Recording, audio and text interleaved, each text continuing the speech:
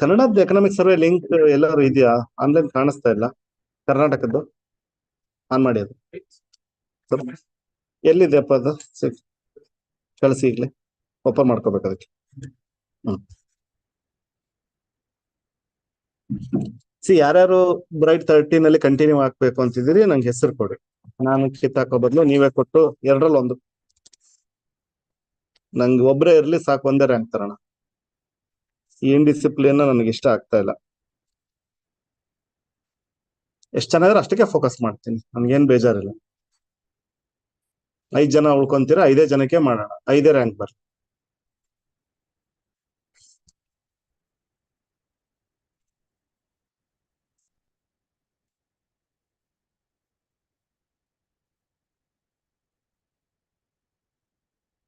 Batch 2 assignment submit ಮಾಡ್ತಿದ್ದೀರಾ ನೀವು daily?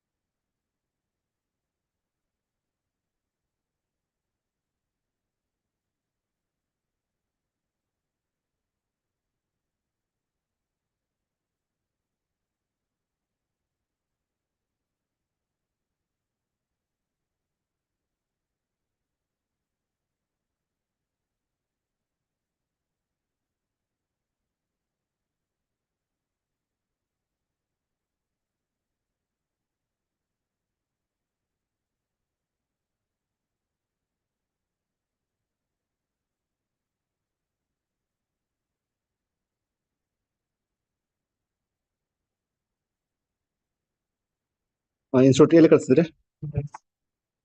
ಟೆಲಿಗ್ರಾಮ್ಗ?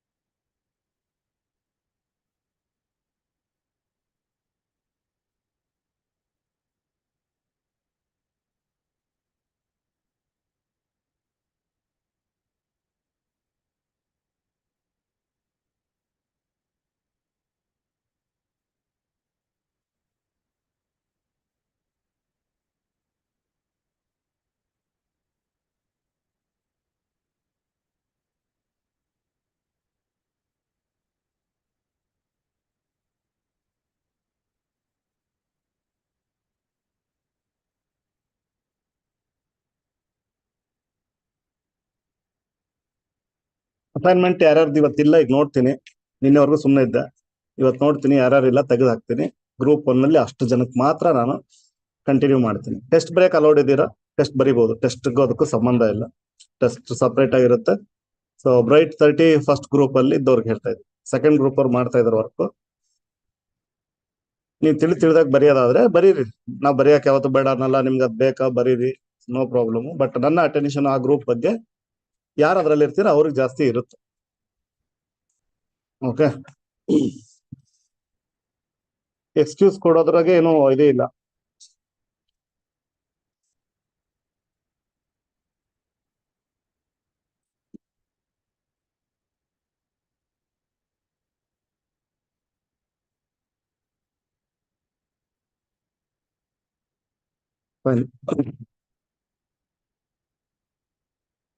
So economic survey ಕರ್ನಾಟಕದ್ದು ಮತ್ತೆ 10 ಇಯರ್ ಡಾಕ್ಯುಮೆಂಟ್ ಬಜ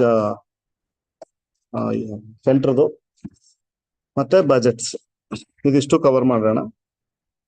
ಬಹಳಷ್ಟು ಜನ ಕೇಳ್ತಾ ಇದ್ರಿ ಸರ್, ಸೆಕೆಂಡ್ ಪೇಪರ್ ಕರೆಂಟ್ ಅಫೇರ್ಸ್ಗೆ ಒಂದ್ ಕಡೆ ಏನಾದ್ರು ಸಿಗುತ್ತಾ? ಸೆಕೆಂಡ್ ಪೇಪರ್ ಕರೆಂಟ್ ಅಫೇರ್ಸ್ ನಿಮಗೆ 80 ಮಾರ್ಕ್ಸ್ ಅಲ್ಲಿ ಹೆಚ್ಚು ಕಡಿಮೆ 40ರಿಂದ 50 ಮಾರ್ಕ್ಸ್ ಎಕನಾಮಿಕ್ ಸರ್ವೆದಲ್ಲಿ ಕವರ್ ಆಗುತ್ತೆ. ಓಕೆ, ಯಾಕಂದ್ರೆ ಎಲ್ಲದು ಇದ್ರಲ್ಲೇ ಇರುತ್ತೆ, ಸ್ಕೀಮ್ಸ್ ಆಗ್ಲಿ ಎಲ್ಲದು ಪ್ರತಿಯೊಂದು ಇದ್ರಲ್ಲೇ ಬರುತ್ತೆ. ಸೊ ಅದನ್ನ ತಲೆಯಲ್ಲಿ ಇಟ್ಕೊಳ್ಳಿ. ಇನ್ನು ಉಳಿದಿರೋದು ಅವಾರ್ಡ್ಸ್ ಅವೆಲ್ಲ ಏನು ಇದಾವೆ. ಸೊ ಅದನ್ನ ಆಲ್ರೆಡಿ ಒಂದಿಷ್ಟು ಕವರ್ ಮಾಡಿದೀವಿ, ಇನ್ನು ಒಂದಿಷ್ಟು ನಿಮಗೆ ಸಿಗುತ್ತೆ. ಸೊ ಅದನ್ನ ತಲೆಯಲ್ಲಿ ಇಟ್ಕೊಳ್ಳಿ. ಎಲ್ಲಿದೆ ಅನ್ಬೇಡಿ. ಸೊ ಎಕನಾಮಿಕ್ ಸರ್ವೆ ನಲ್ಲಿ ಕವರ್ ಆಗುತ್ತೆ, ಅದನ್ನ ಮುಂಚೆನೂ ಹೇಳಿದ್ದೆ, ಬಟ್ ಅಂದ್ರೂ ಬಹಳಷ್ಟು ಜನಕ್ಕೆ ಡೌಟ್ ಇದೆ. ಸೊ ಎಕನಾಮಿಕ್ ಸರ್ವೆನ ನೀವು ಡೀಟೇಲ್ ಆಗಿ ಮಾಡಿ ಅಂದ್ರೆ ಡೀಟೇಲ್ ಆಗಿ ಮಾಡ್ತೀನಿ. ಸ್ಟಾರ್ಟಿಂಗ್ ಅಲ್ಲಿ ಇದನ್ನ ತೋರಿಸಿ ಆಮೇಲೆ ಮಧ್ಯದಲ್ಲಿ ಡಲ್ ಆಗೋದಾದ್ರೆ ಫಾಸ್ಟ್ ಆಗಿ ಮುಗಿಸ್ಕೊಡ್ತೀನಿ, ಅದಕ್ಕೇನು ತೊಂದರೆ ಇಲ್ಲ. ಇಲ್ಲ ಸರ್, ನೀಟಾಗಿ ಕಂಪ್ಲೀಟ್ ಪೇಜ್ ಬೈ ಪೇಜ್ ಆರಾಮಾಗಿ ಹೋಗಿ ಪ್ರತಿಯೊಂದರಲ್ಲೂ ಕ್ವಶನ್ಸ್ ವಿತ್ ಹೇಳ್ಕೊಂಡು ಹೋಗ್ತೀನಿ. ಇದೇ ಕ್ವಶನ್ ಬರುತ್ತೆ, ಹಿಂಗೆ ಬರುತ್ತೆ. ಸೊ ಓಕೆ, ಸೊ ನಿಮ್ಗೆ ಇನ್ಸ್ಟಿಟ್ಯೂಟ್ ಇಂದ ಕೊಟ್ಟಿರೋ ಡಾಕ್ಯುಮೆಂಟ್ ನೀವು ರಿವಿಷನ್ ಇಟ್ಕೋಬಹುದು. ನನ್ನ ಸಜೆಷನ್ ಕೇಳಿದ್ರೆ ನೀವು ಡೀಟೇಲ್ ಆಗಿ ಮಾಡಿ ಅನ್ನೋದಾದ್ರೆ, ಸೊ ಎಲ್ಲರೂ ನೀವು ಒರಿಜಿನಲ್ ಬುಕ್ ಎತ್ಕೊಂಬಂದ್ರೆ ನೀಟಾಗಿ ಅಲ್ಲೇ ಮಾರ್ಕ್ ಮಾಡ್ಕೋಬಹುದು. ಇಲ್ಲ ಬರ್ಕೋತೀನಿ ಅಂದ್ರೆ ಬರ್ಕೋಬಹುದು, ಬಟ್ ಸ್ವಲ್ಪ ಫಾಸ್ಟ್ ಆಗಿ ಬರ್ಕೋಬೇಕಾಗತ್ತೆ ಅಷ್ಟೇ. ಬರ್ಕೊಂಡ್ರೆ ಒಳ್ಳೇದೇ, ಯಾಕಂದ್ರೆ ಅಲ್ಲಿ ನಿಮಗೆ ನೆನಪು ಉಳಿಯುತ್ತೆ, ಮತ್ತೆ ನೋಟ್ಸ್ ಒಂದ್ ಕಡೆಗೆ ಆಗುತ್ತೆ. ಈ ಬಲ್ಕಿ ಬುಕ್ ನ ಆಮೇಲೆ ನೀವು ಇಟ್ಕೊಂಡು ನೋಡೋದು ತಪ್ಪುತ್ತೆ. ಯಾಕಂದ್ರೆ ಇಲ್ಲಿ 400 ಪೇಜ್ ಇರೋದು ನೀವು ಬರ್ಕೊಂಡಾಗ ಒಂದು 20ರಿಂದ 25 ಪೇಜ್ ಆಗಿರುತ್ತೆ ಅಷ್ಟೇ, ಬೇಡ 30 ತೀರಾ ಡೀಟೇಲ್ ಆಗಿ ಬರ್ಕೊಂಡ್ರೆ. ಸೊ ನೀಟಾಗಿ ಬರ್ಕೊಳ್ಳಿ. ಇಲ್ಲ ಮಾರ್ಕ್ ಮಾಡ್ಕೋತೀನಿ ಅಂದ್ರೆ ನೀಟಾಗಿ ಮಾರ್ಕ್ ಮಾಡ್ಕೊಳ್ಳಿ. ಸಪರೇಟ್ ಶೀಟ್ ಅಲ್ಲಿ ಬರೋದ್ರೆ ಉತ್ತಮ, ಆಯ್ತಾ? ಅಥವಾ ಅಂದ್ರೆ ಅಲ್ಲಿ ಏನಾಗುತ್ತೆ, ಗಜಿಬಿಜಿ ಮಾಡ್ಕೋತೀರಿ. ಯಾಕಂದ್ರೆ ಚಾಪ್ಟರ್ ವೈಸ್ ಈಗ ಫಸ್ಟ್ ಇವತ್ತೇನು ಚಾಪ್ಟರ್ ಹೋಗಲ್ಲ, 1ನೇ ಚಾಪ್ಟರ್ ಹೋಗಲ್ಲ ನಾನು. ಇಂಟ್ರೊಡಕ್ಷನ್ ಪಾರ್ಟ್ ಅಲ್ಲೇನೆ ಬೇಕಾದಷ್ಟು ಇದಾವೆ. ಸೊ ನೀವು ಬರೀ ಅಂದ್ರೆ ಸಪರೇಟ್ ಅಲ್ಲಿ ಬರ್ಕೊಂಡ್ಬಿಟ್ರೆ ಬಹಳ ಒಳ್ಳೇದು. ಚಾಪ್ಟರ್ ಹೆಸರು ಹಾಕಿ ಬರ್ಕೊಳ್ಳೋದು, ಇಲ್ಲ ಅಲ್ಲೇ ಬರ್ಕೋದ್ ನಿಮ್ ಇಷ್ಟ, ಬರ್ಕೋತೀರ ಅಂದ್ರೆ ಅಲ್ಲೇ ಬರ್ಕೋಬಹುದು. ಓಕೆ, ಇಲ್ಲ ಒರಿಜಿನಲ್ ಬುಕ್ ತಗೊಂಬಂದ್ಬಿಟ್ಟು ಅಲ್ಲಲ್ಲೇ ಮಾರ್ಕ್ ಮಾಡ್ಕೋತೀನಿ ಅಂತಂದ್ರೆ ಇನ್ನೂ ಒಳ್ಳೇದು. ಒರಿಜಿನಲ್ ಬುಕ್ ತಗೊಂಬಂದು ಆಯ್ತಾ, ಸೋಮವಾರದಷ್ಟೊತ್ತಿಗೆ ಒಟ್ಟು ಒರಿಜಿನಲ್ ಬುಕ್ ಒಂದ್ ಡಿಸಿಷನ್ ತಗೊಳ್ಳಿ. ಇಟ್ಕೊಂತೀರ ಅಂದ್ರೆ ನೀಟಾಗಿ ಮಾರ್ಕ್ ಮಾಡ್ಕೊಂಡು ಹೋಗ್ಬೋದು. ಇಲ್ಲ ಟ್ಯಾಬ್ ಯೂಸ್ ಮಾಡೋರಿದ್ರೆ ಸಾಫ್ಟ್ ಕಾಪಿ ತಗೊಂಡ್ಬನ್ನಿ, ಸಾಫ್ಟ್ ಕಾಪಿನಲ್ಲಿ ನೀಟಾಗಿ ಮಾರ್ಕ್ ಮಾಡ್ಕೊಳ್ತಾನೆ ಹೋಗ್ಬೋದು. ಓಕೆ, ಮೊಬೈಲ್ ಅಲ್ಲಿ ಮಾಡ್ಕೋಬೇಡಿ, ಮೊಬೈಲ್ ಅಲ್ಲಿ ಆಗಲ್ಲ, ಅದು ನಿಮ್ಗೂ ಚೆನ್ನಾಗಲ್ಲ, ಮೂವ್ ಮಾಡೋದಾಗ್ಲಿ ಮಾರ್ಕ್ ಮಾಡೋದಾಗ್ಲಿ ಸರಿ ಹೋಗಲ್ಲ. ಟ್ಯಾಬ್ ಯೂಸ್ ಮಾಡ್ಕೊಂಡು ನೀವು ಸಾಫ್ಟ್ ಕಾಪಿನಲ್ಲಿ ಮಾರ್ಕ್ ಮಾಡ್ಕೊಂಡು ಫಸ್ಟ್ ಹೇಳಿ ಸರ್ ಡೀಟೇಲ್ ಆಗಿ ಹೋಗಿ, ಟೈಮ್ ಇರೋದು ಕೇಳ್ತಾ ಇದ್ದೀನಿ, ಡೀಟೇಲ್ ಆಗಿ ಹೋಗಿ ಅಂತ, ಪ್ರತಿ ಸರಿಗಿಂತನೂ ಡೀಟೇಲ್ ಆಗಿ ಹೋಗೋಣ ಅಂತ. ನಾನ್ ರೆಡಿ ಇದ್ದೀನಿ, ನೀವು ರೆಡಿ ಇದ್ದೀರಾ? ಇವತ್ತು ಜೋಶಾಗಿ ಹಾ ಸರ್ ಅಂತೀರಾ, ಆಮೇಲೆ ಒಂದ್ 4 ಚಾಪ್ಟರ್ ಆದ ತಕ್ಷಣ ಮಲ್ಕೊಂಡ್ಬಿಡ್ತೀನಿ. ಹ್ಞೂ ಅಂದ್ರೆ ಡೀಟೇಲ್ ಆಗಿ ಹೋಗ್ತೀನಿ, ಪೇಜ್ ಬೈ ಪೇಜ್. ಇನ್ನೇನ್ ನೀವು ತಿರುಗಿ ಎಕ್ಸಾಮ್ ಅಪ್ಪಿ ತಪ್ಪಿನೂ ಬುಕ್ ನೀವು ನೋಡೋ ಅವಶ್ಯಕತೆ ಇಲ್ಲ, ಓದೋ ಅಂದ್ರೆ ಆ ಲೆವೆಲ್ ಡೀಟೇಲ್ ಆಗಿ ಪೇಜ್ ಬೈ ಪೇಜ್ ಇಷ್ಟೇ ಕ್ವಶನ್ ಹಿಂಗೆ ಆಗುತ್ತೆ. ಓಕೆ, ನೀವು ಮತ್ತೆ ಇವನ್ ಇನ್ನೇನು ಹೊಸದಾಗಿ ನೀವು ಓನೋಗಿ ಓದೋ ಅವಶ್ಯಕತೆನೂ ಇರಲ್ಲ. ಓಕೆ, ಸೊ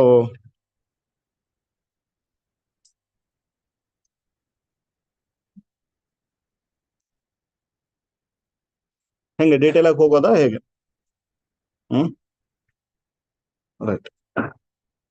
ಅಲ್ಲ, ನನಗೇನ್ ಪ್ರಾಬ್ಲಮ್ ಇಲ್ಲ, ನೀವು ಕಡಿಮೆ ಹೇಳಿದ ತಕ್ಷಣ ಏನ್ ಬೇಜಾರು ಇಲ್ಲ, ಏನಿಲ್ಲ. ಬಟ್ ಅದಕ್ಕೆ ಅಡಿಯರ್ ಆಗಿ ಅನ್ನೋದು ಗೋಲ್ ಅಷ್ಟೇ. ಓಕೆ, ಸೊ ಡೀಟೇಲ್ ಆಗಿ ಅಂದ್ರೆ ಡೀಟೇಲ್ ಆಗಿ ಬೇಡ ಅಂತಂದ್ರೆ ನಿಮಗೆ ನಾನು ಮಾರ್ಕ್ ಮಾಡ್ಕೊಟ್ಟು ಆಬ್ವಿಯಸ್ಲಿ ಒಂದು ಸಾಫ್ಟ್ ಕಾಪಿನಲ್ಲಿ ಎಲ್ಲ ಮಾರ್ಕ್ ಮಾಡಿ ಕೊಡ್ತೀವಿ. ಸೊ ಅದನ್ನು ಕೂಡ ನೀವು ಓದ್ಬೋದು ಪ್ರತಿಯೊಂದನ್ನು. ಇಲ್ಲ ಕ್ಲಾಸಲ್ಲಿ ಕವರ್ ಮಾಡ್ಕೊಂಡು ಹೋಗಿ ಆರಾಮಾಗಿ ಮಾಡ್ಕೊ, ಟೈಮ್ ಇರೋದಕ್ಕೆ ಆರಾಮಾಗಿ ಮಾಡ್ಕೊಂಡು ಹೋಗ್ಬೋದು. ಮತ್ತೆ ಅವತ್ತು ಮುಗಿಸ್ಬಿಟ್ರೆ ಮುಗಿದೋಯ್ತು. ನೀವು ಇಲ್ಲಿವರೆಗೂ ಸೆಕೆಂಡ್ ಪೇಪರ್ ಬಹಳ ಕಡಿಮೆ ಸ್ಕೋರ್ ಬಂದಿರೋರ್ಗೆ ಅದೊಂದು ಚಿಂತೆ, ಎಲ್ಲಿಂದ ಬರ್ತಿದೆ ಅಂತ. ಫಸ್ಟ್ ಪೇಪರ್ ಚೆನ್ನಾಗಿ ಬಂತು, ಪೇಪರ್ 2 ಸ್ಕೋರ್ ಆಗ್ಲಿಲ್ಲ, ನಿಮ್ಗೆ ಗೊತ್ತಾಗ್ಲಿ ಅನ್ನೋದಕ್ಕೆ ಫಸ್ಟ್ಗೆ ಕೊಡ್ಸಿದ್ದು. ಅವತ್ತಿಂದ ಹೇಳ್ತಾ ಇದ್ದೀನಿ, ಸೀರಿಯಸ್ನೆಸ್ ಬರ್ಲಿ, ಓಕೆ ಎಲ್ಲಿಂದ ಬರ್ತವೆ, ನಾವು ಆ ಕ್ಲಾಸ್ ಕುತ್ಕೋತಾ ಇದೀವಿ, ಅಲ್ಲಿಂದ ನಮಗೆ ಸ್ಕೋರ್ ಆಗುತ್ತೆ ಅನ್ನೋದು ಗೊತ್ತಾಗ್ಲಿ. ನಮ್ಮ ಗೋಲ್ ಇರೋದೇ ಟೋಟಲ್ 160 80. ಅದ್ರ ಮೇಲೆ ಮಾಡ್ತೀರಾ, ನಿಮ್ ಎಷ್ಟೆಷ್ಟು ಎಫರ್ಟ್ ಹಾಕ್ತೀರಾ ಹಾಕಿ. ಸೊ ಫಸ್ಟ್ ಪೇಪರ್ ಅಲ್ಲಿ ಆ ಕಾನ್ಫಿಡೆನ್ಸ್ ಬಂದಿದೆ ಎಲ್ಲರಿಗೂ ಅನ್ಕೊಳ್ತೀರಿ, 40 ತಗೊಳ್ತೀವಿ ಸರ್ ಅಂತ. ಸೆಕೆಂಡ್ ಪೇಪರ್ ಅಲ್ಲೂ 40 ಗೋಲ್ ಇಡ್ತಾ ಇರೋದು. ಆ 40 ಬರೀ ಕರೆಂಟ್ ಅಫೇರ್ಸ್ ಇದ್ರಲ್ಲೇ ಬರುತ್ತೆ, ಎಕನಾಮಿಕ್ ಸರ್ವೆನಲ್ಲೇ ಬರುತ್ತೆ. ಎಕನಾಮಿಕ್ ಸರ್ವೆ ಬಜೆಟ್ 100% ಬರುತ್ತೆ, 80ಗೆ 40 ಇಲ್ಲೇ ಕವರ್ ಆಗುತ್ತೆ. 40 ಅವಾರ್ಡ್ಸ್ ಅದು ಇದು ಏನೇನ್ ನ್ಯೂಸ್ ಅಲ್ಲಿ ಇದೆ, ಸೊ ಅದನ್ನ ತಲೆ ಇಟ್ಕೊಳ್ಳೋಣ. ಓಕೆ, ಹೋದ ವರ್ಷದ್ದು ಕೆಲವೊಂದು ಮಾರ್ಕ್ ಮಾಡ್ಕೊಡ್ತೀರಿ ಬೇಕಿದ್ರೆ, ಹೋದ ವರ್ಷದ್ದು ಎಕನಾಮಿಕ್ ಸರ್ವೆದು, ಯಾಕಂದ್ರೆ ಇದ್ರಲ್ಲಿ ಇಲ್ದೇ ಇರೋಂತ ಇನ್ಫಾರ್ಮೇಶನ್ ಅದರಲ್ಲೂ ಸ್ವಲ್ಪ ಇದೆ. ಯಾಕಂದ್ರೆ ಇದು 3 ವರ್ಷದಿಂದ ಕಾಲ್ ಮಾಡದೇ ಇರೋದ್ರಿಂದ, ಸೊ ಹೋದ ವರ್ಷದ್ರಲ್ಲಿ ಕೆಲವೊಂದಿಷ್ಟು ಇಂಪಾರ್ಟೆಂಟ್ ಪಾಯಿಂಟ್ಸ್ ತರಬಹುದು. ಏನಾದ್ರು ಡೌಟ್ಸ್ ಇದೆಯಾ ಶುರು ಮಾಡೋಕೆ ಮುಂಚೆ? ಡೌಟ್ಸ್ ಇದ್ರೆ ಕ್ಲಿಯರ್ ಮಾಡ್ಕೊಳ್ಳಿ, ಅಥವಾ ಹಿಂಗ್ ಎಕ್ಸ್ಪೆಕ್ಟೇಷನ್ ಇದೆ ಅಂದ್ರೆ ಅದನ್ನು ಮಾಡ್ಕೊಳ್ಳಿ. ನಿಮಗೆ ಅಲ್ಲಿ ಇನ್ಸ್ಟಿಟ್ಯೂಟ್ ಇಂದ ಕೊಟ್ಟಿರೋ ನೋಟ್ಸ್ ಅಲ್ಲಿ ಎಲ್ಲಾ ಡೀಟೇಲ್ಸ್ ಕೊಡಕ್ ಆಗಲ್ಲ, ಹಂಗ್ ಕೊಟ್ರೆ ಮತ್ತೆ ವಾಪಸ್ ಇದೇ ಬುಕ್ನೇ ಕೊಡ್ಬೇಕಾಗತ್ತೆ. ಬಟ್ ಡಿಸ್ಕಷನ್ ಮಾಡ್ತಾ ಮಾಡ್ತಾ ಅದು ತಲೆಯಲ್ಲಿ ಉಳ್ಕೊಳ್ತಾ ಹೋಗುತ್ತೆ ಕ್ವಶನ್ಸ್, ಅದ್ ತಲೆಗಿರ್ಲಿ ಅಷ್ಟೇ. ಓಕೆನಾ?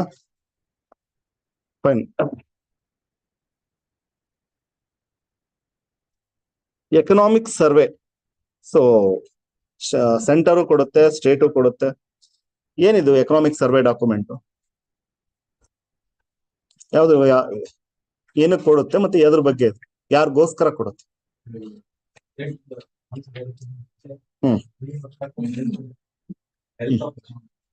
ಹೆಲ್ತ್ ಆಫ್ ಎಕಾನಮಿ ಯಾರಿಗೋಸ್ಕರ ಕೊಡುತ್ತೆ? KPSC UPSC ಆಸ್ಪಿರೆಂಟ್ಸ್ ಓದ್ ಬರೀಲಿ ಅಂತಾನ? ಯಾರಿಗೋಸ್ಕರ? ಪಾಲಿಸಿ ಮೇಕರ್ಸ್ಗೆ. ಗುಡ್. ಮತ್ತೆ ಪಾಲಿಸಿ ಮೇಕರ್ಸ್ ಅಂದ್ರೆ ಇನ್ನು ಬ್ರಾಡರ್ ಅಲ್ಲಿ ಕವರ್ ಆಗುತ್ತೆ. ಬರೀ ಫೈನಾನ್ಸ್ ಡಿಪಾರ್ಟ್ಮೆಂಟ್ಗೆ, ಇದು ಬರೀ ಫೈನಾನ್ಸ್ ಡಿಪಾರ್ಟ್ಮೆಂಟ್ ಅವ್ರಿಗಾನ ಇದು ಡಾಕ್ಯುಮೆಂಟ್? ಇಲ್ಲ. ಮತ್ತೆ ಅವ್ರಿಗೆ ಇನ್ವೆಸ್ಟರ್ಸ್ಗೆ ಇದು ಡಾಕ್ಯುಮೆಂಟ್ ಬೇಕು. ಏನ್ ನಡೀತಾ ಇದೆ ಕರ್ನಾಟಕದಲ್ಲಿ, ಇನ್ವೆಸ್ಟ್ ಮಾಡ್ಬೇಕು ಅಂದ್ರೆ, ಇಂಡಿಯಾದಲ್ಲಿ ನಾನು ಇನ್ವೆಸ್ಟ್ ಮಾಡ್ಬೇಕು ಅಂದ್ರೆ, what is the health of the economy, ಹೇಗ್ ನಡೀತಾ ಇದೆ, ಏನೇನ್ ಪ್ರೋಗ್ರಾಮ್ ತಗೊಂಡ್ ಬಂದಿದ್ದಾರೆ, is it in line with our motto. ಯಾರೇ ಬಿಸ್ನೆಸ್ ಬರ್ಬೇಕು ಅಂದ್ರೆ ಏನ್ ನಡೀತಾ ಇದೆ, ಏನ್ ಸ್ಕೀಮ್ ಮಾಡ್ತಾ ಇದ್ದಾರೆ, ಯಾರಿಗ ಇಂಪಾರ್ಟೆನ್ಸ್ ಕೊಡ್ತಾ ಇದ್ದಾರೆ, ಕರೆಕ್ಟ್? ಸೊ ಅಗ್ರಿಕಲ್ಚರ್ ಇನ್ವೆಸ್ಟ್ ಮಾಡೋರು ಅಗ್ರಿಕಲ್ಚರ್ ಚಾಪ್ಟರ್ ರೆಫರ್ ಮಾಡ್ಕೋತಾರೆ, ಇಂಡಸ್ಟ್ರಿನಲ್ಲಿ ರೆಫರ್ ಮಾಡ್ಕೋತಾರೆ, ಅಥವಾ ಅಷ್ಟು ರೆಫರ್ ಮಾಡ್ಬೋದು, ಯಾಕಂದ್ರೆ ಇಂಟರ್ಲಿಂಕ್ಡ್, ಏನಿದ್ ಒಂದೇ ಚಾಪ್ಟರ್ ಅಲ್ಲೇ ನೋಡ್ಬೇಕು. ಸೊ ಇನ್ವೆಸ್ಟರ್ಸ್ಗೆ ಇದೊಂದು document, policy makers document. Okay, investors side ಗಿಡೋಣ. ಪಾಲಿಸಿ ಮೇಕರ್ಸ್ಗೆ ಹೆಂಗ್ ಹೆಲ್ಪ್ ಆಗುತ್ತೆ ಈ document?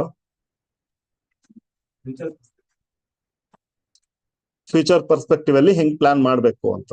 Okay, in fact budget first ಬರುತ್ತಾ ಎಕನಾಮಿಕ್ ಸರ್ವೆ ಫಸ್ಟ್ ಬರುತ್ತಾ? ಎಕನಾಮಿಕ್ ಸರ್ವೆ ಫಸ್ಟ್ ಕೊಡ್ತಾರೆ, ಕರೆಕ್ಟಾ?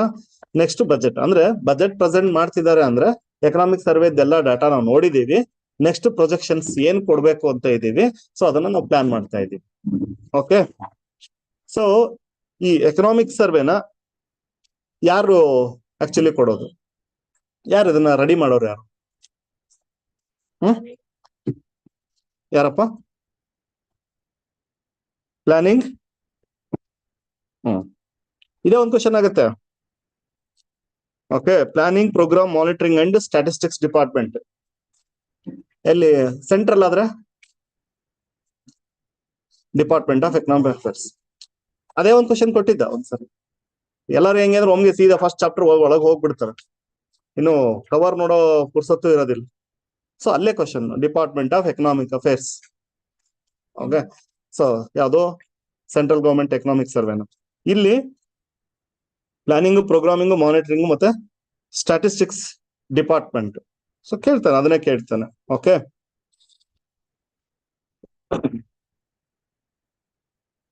ರೈಟ್. ಇಲ್ಲಿ ಯಾವ ತರ ಇದು ಬುಕ್ ಡಿವೈಡ್ ಆಗಿದೆ ಮತ್ತೆ ಒಂದ್ಸರಿ ಪ್ರಿಫೇಸ್ ನೋಡೋಣ. ಸೊ ಫಸ್ಟ್ ಅಲ್ಲಿ ನಿಮ್ಗೆ ಏನ್ ಮಾಡಿದಾನೆ, ಸಮ್ಮರಿ ಕೊಟ್ಟಿದ್ದಾನೆ, ಎಕ್ಸಿಕ್ಯೂಟಿವ್ ಸಮ್ಮರಿ. ಆಯ್ತಾ? ಇದಾದ್ಮೇಲೆ ಚಾಪ್ಟರ್ಸ್ ಕೊಟ್ಟಿದ್ದಾನೆ, 13 ಚಾಪ್ಟರ್ಸ್ ಇದೆ. ಈ ಸಮ್ಮರಿನಲ್ಲಿ ಎಲ್ಲದೂ ಕವರ್ ಆಗಿದೆ. ಅಂದ್ರೆ ಆಯಾ ಚಾಪ್ಟರ್ ಅಲ್ಲಿ ಏನ್ ಎಕ್ಸ್ಪೆಕ್ಟ್ ಮಾಡ್ಬೋದು ಇಂಪಾರ್ಟೆಂಟ್ ಅಂತ ಅಲ್ಲೇ ಒಂದ್ ರೌಂಡ್ ಕವರ್ ಮಾಡಿದಾನೆ. ಅದಾದ್ಮೇಲೆ ನಿಮಗೆ 1 by 1 state income, price, inflation. Okay, so ಹಣದುಬ್ಬರದ ಬಗ್ಗೆ ಇದೆ. ಅದಾದ್ಮೇಲೆ ಬೆಲೆಗಳು ಯಾವ್ಯಾವ ರೀತಿ ಮೂವ್ ಆಗ್ತಾ ಇದೆ, ಮತ್ತೆ ರಾಜ್ಯದ ಆದಾಯ ಎಷ್ಟಿದೆ, ಸೊ ಇಂಪಾರ್ಟೆಂಟ್ ಆಗುತ್ತೆ. ಹೆಂಗ್ ಪರ್ಫಾರ್ಮ್ ಮಾಡುತ್ತಾ ಇದೆ ಆ ಸ್ಟೇಟ್, ಹೆಂಗ್ ಪರ್ಫಾರ್ಮ್ ಮಾಡ್ತಾ ಇದೆ, ಓವರ್ ಆಲ್ ಇನ್ಕಮ್ ಎಷ್ಟಿದೆ, ಬೇರೆ ಸ್ಟೇಟಿಗೆ ಕಂಪೇರ್ ಮಾಡಿದ್ರೆ ಹೆಂಗಿದೆ, ಏನು ನ್ಯಾಷನಲ್ ಆವರೇಜ್ ಎಷ್ಟಿದೆ, ಅದ್ರ ಬೇಸ್ ಮೇಲೆ ಕಂಪ್ಯಾರಿಸನ್. ಸೊ ಅಲ್ಲಿ ಕ್ವಶನ್ಸ್ ಗಳು ಫ್ರೇಮ್ ಆಗುತ್ತೆ. ಅಂಡ್ ಮರಿಬೇಡಿ, ನೀವು ಮೇನ್ಸ್ಗೆ ಇದಷ್ಟು ರೆಡಿ ಇದ್ರಿ ಅಂದ್ರೆ ನಿಮ್ಮ ಎಕನಾಮಿ ಪಾರ್ಟ್ ಆನ್ಸರ್ ಆರಾಮಾಗಿ ಬರ್ದಾಗ್ತದೆ. ಮತ್ತೇನು ಅಲ್ಲಿ ಎಕ್ಸ್ಟ್ರಾರ್ಡಿನರಿ ಪ್ರಿಪರೇಷನ್ ಏನ್ ಬೇಡ. ಸ್ವಲ್ಪ ಹಿಸ್ಟರಿ ಬೇಕಾಗುತ್ತೆ, ಅದನ್ನ ನೀವು ಏನೋ ಕ್ಲಾಸಲ್ಲಿ ಫಿಲಿಮ್ಸಲ್ಲಿ ಕೇಳಿಸ್ಕೊಂಡಿರ್ತೀವಿ. ಅಂದ್ರೆ 1947 ಇಂದ ಇವತ್ವರೆಗೂ ಏನಾಗಿದೆ ಅಂತ ಆ ನಾಲೆಜ್ ಒಂದ್ ಸ್ವಲ್ಪ ಬೇಕು. ಬಟ್ ಮೋಸ್ಟ್ಲಿ ಏನಂತಂದ್ರೆ ನೀವೇನೀಗ ಎಕನಾಮಿಕ್ ಸರಿ ಓದ್ತೀರಿ, ಮೇನ್ಸ್ ಅಲ್ಲಿ ನಿಮ್ಮ ಎಕನಾಮಿಕ್ ಆನ್ಸರ್ಸ್ ಇದ್ರ ಮೇಲೆ ಬಿಲ್ಡ್ ಆಗುತ್ತೆ. ಮತ್ತೆ ಕರೆಂಟ್ ಅಫೇರ್ಸ್ ಎಕ್ಸ್ಟ್ರಾ ಏನಾರು ಇದ್ರೆ ಅದು ಕವರ್ ಆಗ. ಇನ್ನ ಸೊ ಈ ಚಾಪ್ಟರ್ ಅಲ್ಲಿ ಇನ್ಫ್ಲೇಷನ್ ಮೇಲೆ ಸಿಕ್ಕಾಪಟ್ಟೆ ಕ್ವಶನ್ಸ್ ಗಳು ಯಾವಾಗ್ಲೂ ಕೇಳ್ತಾನೆ, ಬೇಸಿಕ್ ಕ್ವಶನ್ಸ್ ಕೇಳ್ತಾನೆ, ಮತ್ತೆ ಕರೆಂಟ್ ಸ್ಟೇಟಸ್ ಏನೇನಿದೆ, ಇನ್ಫ್ಲೇಷನ್ ಇನ್ ಡಿಫ್ರೆಂಟ್ ಲೆವೆಲ್ಸ್. ಅಂದ್ರೆ ರಿಯಲ್ ಎಸ್ಟೇಟ್ ಅಲ್ಲಿ ಹಣದುಬ್ಬರ ಹೇಗಿದೆ, ಅಥವಾ ಫುಡ್ ಲೆವೆಲ್ ಅಲ್ಲಿ ಹೇಗಿದೆ, ಆಯಿಲು ಇದ್ರ ಮೇಲೆ ಯಾವ ರೀತಿ ಇದೆ. ಸೊ ಡಿಫ್ರೆಂಟ್ ಇದರಲ್ಲಿ ಇನ್ಫ್ಲೇಷನ್ ಹೇಗಿದೆ. ಸೊ ಅದನ್ನ ಈ ಫಸ್ಟ್ ಚಾಪ್ಟರ್ ಅಲ್ಲಿ ಮತ್ತೆ ಇನ್ಕಮ್ ಬಗ್ಗೆ ಜಾಸ್ತಿ ಫೋಕಸ್ ಮಾಡ್ತಾನೆ. ನ್ಯಾಷನಲ್ ವರ್ಸಸ್ ಸ್ಟೇಟ್ ಕಂಪ್ಯಾರಿಸನ್ ಅಲ್ಲಿ ನಿಮಗೆ ಕ್ವಶನ್ಸ್ ಗಳನ್ನ ಎಕ್ಸ್ಪೆಕ್ಟ್ ಮಾಡಬಹುದು. ಎರಡನೇದು ಫಿಸಿಕಲ್ ಡೆವಲಪ್ಮೆಂಟ್ ಮತ್ತೆ ಸ್ಟೇಟ್ ಫೈನಾನ್ಸಸ್. ಆಯ್ತಾ? ಸೊ ಹೆಲ್ತ್ ಹೆಂಗಿದೆ ಒಂದ್ ಸ್ಟೇಟ್ ಹೆಲ್ತ್ ಹೇಗಿದೆ. ಈಗ ನಿಮ್ ಮನೆ ಚೆನ್ನಾಗಿ ನಡೀತಿದ್ಯಾ ಫೈನಾನ್ಷಿಯಲಿ ಅಂತ ಚೆಕ್ ಮಾಡ್ಬೇಕು ಅಂದ್ರೆ ಹೇಗ್ ಮಾಡ್ಬೇಕು? ನಿಮ್ಮ ಎಕ್ಸ್ಪೆಂಡಿಚರ್ ಏನಿದೆ, ಫ್ಯಾಮಿಲಿದು ಇನ್ಕಮ್ ಏನಿದೆ, ಎಷ್ಟು ಗ್ಯಾಪ್ ಆಗ್ತಾ ಇದೆ, ಫುಲ್ಫಿಲ್ ಮಾಡೋ ಲೆವೆಲ್ ಗ್ಯಾಪ್ ಮಾಡ್ಕೋತಾ ಇದ್ದೀರಾ ಹೇಗೆ? ಅದೇ ರೀತಿ ಸೊ ಸ್ಟೇಟ್ ಅಲ್ಲಿ ನಾವೇನ್ ಮಾಡ್ತೀವಿ ಅಂದ್ರೆ ರಾಜ್ಯ ಹಣಕಾಸು ಮತ್ತೆ ವಿತ್ತೀಯ ಅಭಿವೃದ್ಧಿ ಅಂತ ಬಂದಾಗ ಆ ಗ್ಯಾಪ್ ಅನ್ನ ಅನಲೈಸ್ ಮಾಡಬೇಕು. ಎಷ್ಟು ಗ್ಯಾಪ್ ಇದೆ, ಎಷ್ಟು ಇಂಪ್ರೂವ್ಮೆಂಟ್ ಆಗಿದೆ, ಸೊ ಅದನ್ನ ಅನಲೈಸ್ ಮಾಡ್ತೀವಿ ಸೆಕೆಂಡ್ ಚಾಪ್ಟರ್ ಅಲ್ಲಿ. ಇನ್ನು ಮೂರನೇದು ಇನ್ವೆಸ್ಟ್ಮೆಂಟ್. ಸೆಕೆಂಡ್ ಅಲ್ಲಿ ನಿಮಗೆ ಬೇಸಿಕ್ ಕ್ವಶನ್ಸ್ ಆಗ್ತವೆ ಇಲ್ಲಿ ಇರೋಂತ ನಂಬರ್ಸ್ ಗಳಿಗಿಂತ. ಹೂಡಿಕೆ ಮತ್ತು ರಫ್ತು, ಇನ್ವೆಸ್ಟ್ಮೆಂಟ್ ಅಂಡ್ ಎಕ್ಸ್ಪೋರ್ಟ್ಸ್. ಆಯ್ತಾ? ಸೊ ಇಲ್ಲೇನಂತಂದ್ರೆ ನಿಮಗೆ ಕ್ವಶನ್ಸ್ ಆಗ್ತವೆ. ಫಸ್ಟ್, ಎಕ್ಸ್ಪೋರ್ಟ್ ಅಂದ್ರೆ ಏನು? What is export? ಯಾರು ಹೇಳ್ತೀರಿ? ಎಕನಾಮಿ ಬ್ಯಾಕ್ ಗ್ರೌಂಡ್ ಇಲ್ಲದೆ ಇರೋರು ಎಷ್ಟು ಜನ ಇದ್ದೀರಾ? ಅಂದ್ರೆ ಕ್ಲಾಸ್ ಆಗದೆ ಇರೋರು, ಇಲ್ಲಿ ಕುತ್ಕೊಂಡಿರೋರು, ಎಕನಾಮಿ ಕ್ಲಾಸ್ ಆಗದೆ ಇರೋರು 1 2 3. ಓಕೆ, ಸೊ ಒಂದು ಯಾರಿಗೆ ರೆಗ್ಯುಲರ್ ನಿಮ್ಗೆ ಕವರ್, ಯಾಕಂದ್ರೆ ಹೊಸದಾಗಿ ಕ್ಲಾಸ್ ಅಟೆಂಡ್ ಮಾಡ್ತೀನಿ ಅಂತ ಹೇಳಿದೀನಿ ನಿಮ್ಗೆ, ಆದಷ್ಟು ಬೇಗ ಸ್ವಲ್ಪ ಬೇಸಿಕ್ಸ್ ಕವರ್ ಮಾಡ್ಕೊಳ್ಳಿ. ಅದನ್ನ ಮೀರಿ ಏನಾದ್ರು ಡೌಟ್ ಇದ್ರೆ ಕ್ಲಾಸ್ ಆದ್ಮೇಲೆ ನೀವು ಮತ್ತೆ ಕುತ್ಕೊಂಡು ಕೇಳಿಸ್ಕೊಳ್ಳಿ. ಯಾಕಂದ್ರೆ ಕೆಲವೊಂದಿಷ್ಟು ವರ್ಡ್ಸ್ ಗಳು ನಾವು ಹಂಗೆ ಆರಾಮಾಗಿ ಯೂಸ್ ಮಾಡ್ಕೊಂಡು ಹೋಗ್ತೀವಿ, ನಿಮಗದು ಅರ್ಥ ಆಗಲ್ಲ. ಸೊ ಇನ್ವೆಸ್ಟ್ಮೆಂಟ್, ಎಕ್ಸ್ಪೋರ್ಟ್ ಅಂದ್ರೆ ಏನಂತ ಕೇಳಿದೆ, ರಫ್ತು ಅಂದ್ರೆ ಏನು? Selling of goods and services to other countries. Okay, so ಇವಾಗ IPL ಮ್ಯಾಚ್ ನಡೀತಾ ಇದೆ ಬೆಂಗಳೂರಲ್ಲಿ. ಸೊ ಅದಕ್ಕೆ ಫಾರಿನರ್ಸ್ ಟಿಕೆಟ್ ತಗೊಂಡು ಅವರು ಬಂದಿರ್ತಾರೆ. ಸೊ ಅದು ಯಾವ್ದಕ್ಕೆ example? Consumption, export, import, expenditure? Export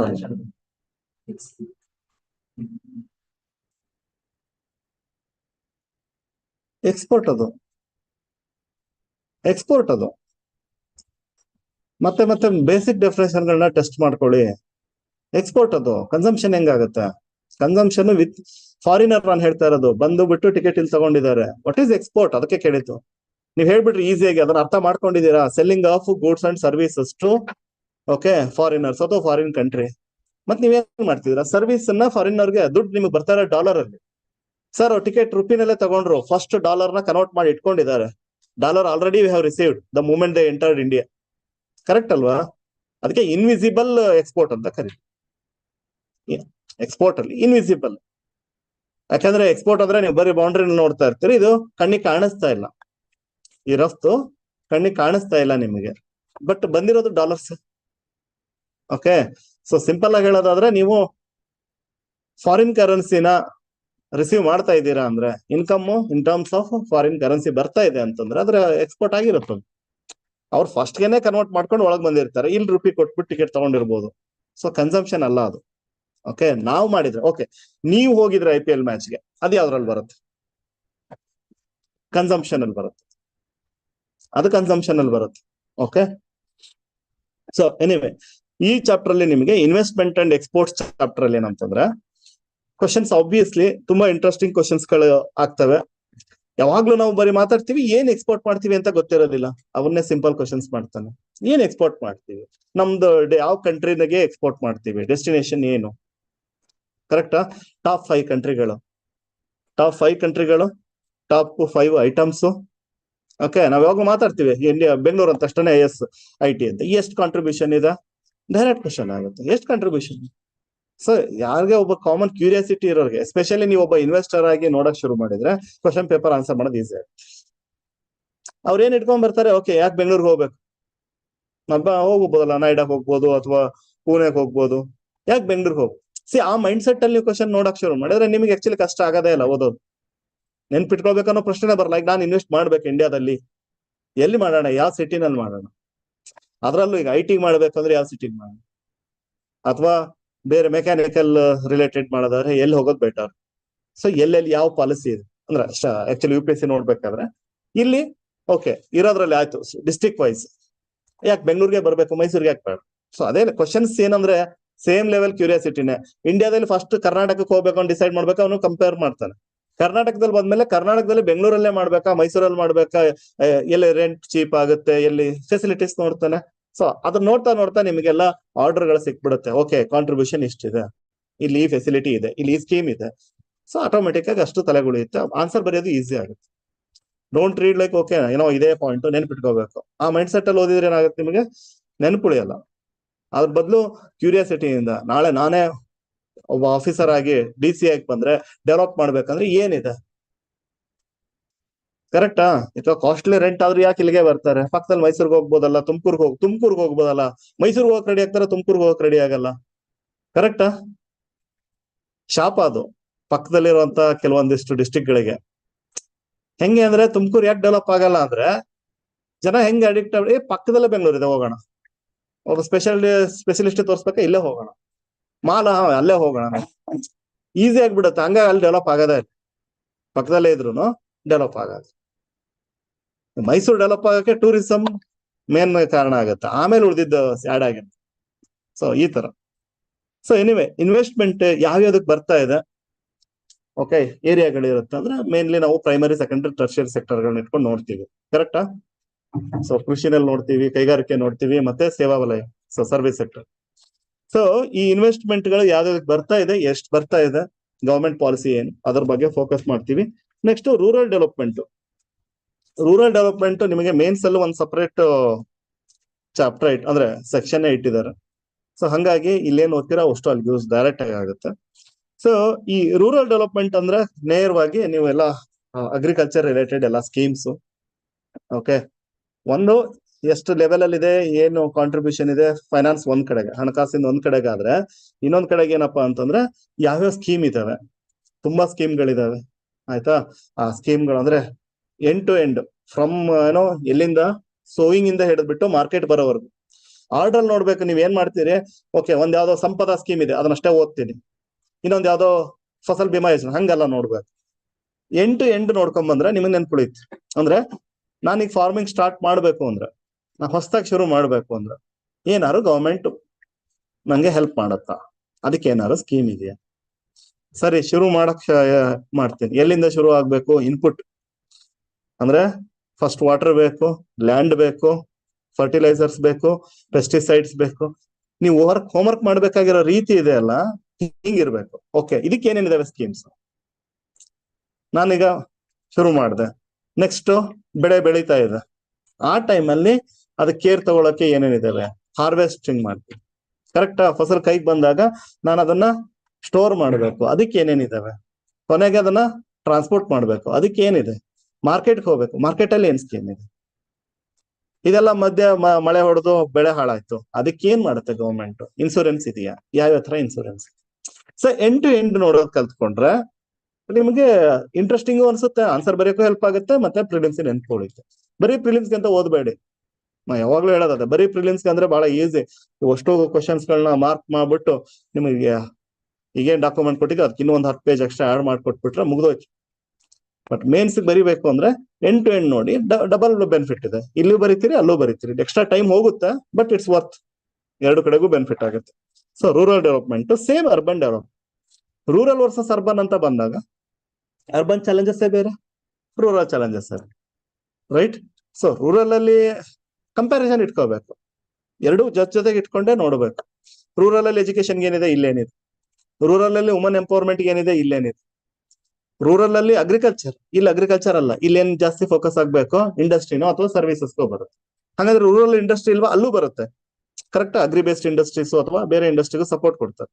so ಆ ಕೈಗಾರಿಕೆಗಳ ಬಗ್ಗೆ ತಿಳ್ಕೊಳ್ಳೋ ಕೆಲಸ ಮಾಡುದು. ಇಲ್ಲಿ rural development, urban development. Urban ಅಂತ ತಕ್ಷಣ ಫಸ್ಟ್ ಬರೋದು ಸ್ಲಮ್ ಕಾನ್ಸೆಪ್ಟ್. ಯಾಕೆ? Because of congestion. So space ಕಮ್ಮಿ ಇರೋದಕ್ಕೆ ಸ್ಲಮ್ಗಳು ಈಸಿಯಾಗಿ ಡೆವಲಪ್ ಆಗ್ತವೆ. ಅಂದ್ರೆ ಸ್ಲಮ್ ಡೆವಲಪ್ಮೆಂಟ್ಗೆ ಏನಿದೆ? ಸ್ಲಮ್ ಅಂತ ತಕ್ಷಣ ಹೆಲ್ತ್ ಬಗ್ಗೆ ಬರುತ್ತೆ. ಸೊ ಅವ್ರಿಗೆ ಏನೇನೋ ಇದಾವೆ, ಮೈಕ್ರೋ ಇನ್ಸೂರೆನ್ಸ್ ಕಾನ್ಸೆಪ್ಟ್ ಬರ್ತವೆ.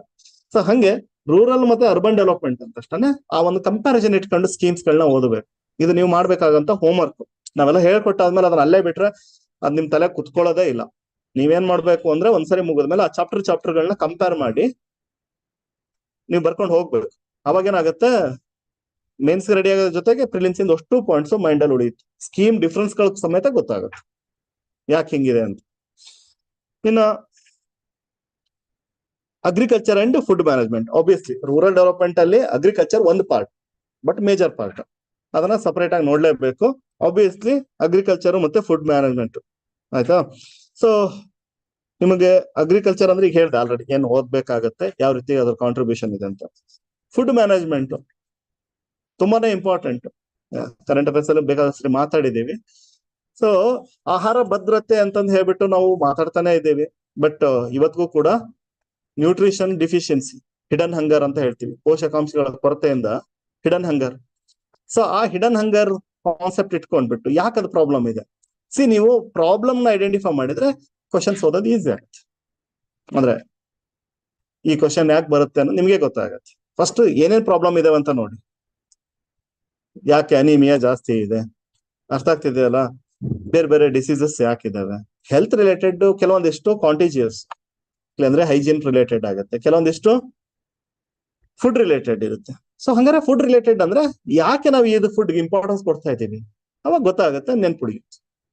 ಕರೆಕ್ಟ್ ಅಲ್ಲ? ಸೊ ಪ್ರತಿಯೊಂದೀಗ ರೈಸ್ ವೀಟ್ಗೆ ಇಂಪಾರ್ಟೆನ್ಸ್ ಕೊಡ್ತೀವಿ ಅಂದ್ರೆ ಯಾಕೆ ಕೊಡ್ತೀವಿ?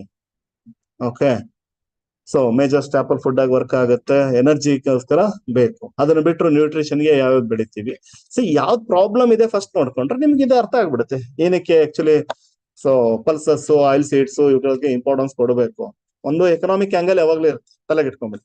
ಕರೆಕ್ಟ್. ಫಸ್ಟ್ ಎಕನಾಮಿಕ್ ಆಂಗಲ್, ಯಾಕಂದ್ರೆ ನಮ್ಗೆ ಇಂಪೋರ್ಟ್ ಮಾಡ್ಕೋಬೇಕಾದ್ರೆ ಇಷ್ಟು ಕಾಸ್ಟ್ಲಿ ಆಗುತ್ತೆ, ಬೇಡ ನಾವ್ ಇಲ್ಲೇ ಗ್ರೋ ಮಾಡೋಣ. ಎರಡನೇದು ಬರೋದು ಸೊ ಅಬಂಡೆನ್ಸಿ, ಸಫಿಶಿಯನ್ಸಿ ಬಗ್ಗೆ ಎಲ್ಲರಿಗೂ ಸಿಗ್ಬೇಕು. ಓಕೆ, ಮತ್ತೆ ಸಫಿಶಿಯಂಟ್ ಪ್ರಮಾಣದಲ್ಲಿ ಸಿಗ್ಬೇಕು. ಉಲ್ಟಾನೂ ಇದೆ ಇವಾಗ, ಈಗ ಮಕ್ಕಳಲ್ಲೆಲ್ಲ ಒಬೆಸಿಟಿ, ಬೊಜ್ಜು ಜಾಸ್ತಿ ಆಗ್ತಾ ಇದೆ. ಕರೆಕ್ಟಾ? ಸೊ ನ್ಯೂಟ್ರಿಷನ್ ಡಿಫಿಷಿಯನ್ಸಿ ಆದ್ರೂ ಒಂದ್ ಕಡೆ ಪ್ರಾಬ್ಲಮ್ ಆದ್ರೆ, ಎಕ್ಸ್ಟ್ರಾ ಆದ್ರೂ ಕೂಡ ಮತ್ತೊಂದ್ ಕಡೆ ಪ್ರಾಬ್ಲಮ್. ಸೊ ಅದು ಕೂಡ ಆಗ್ತಾ ಇದೆ.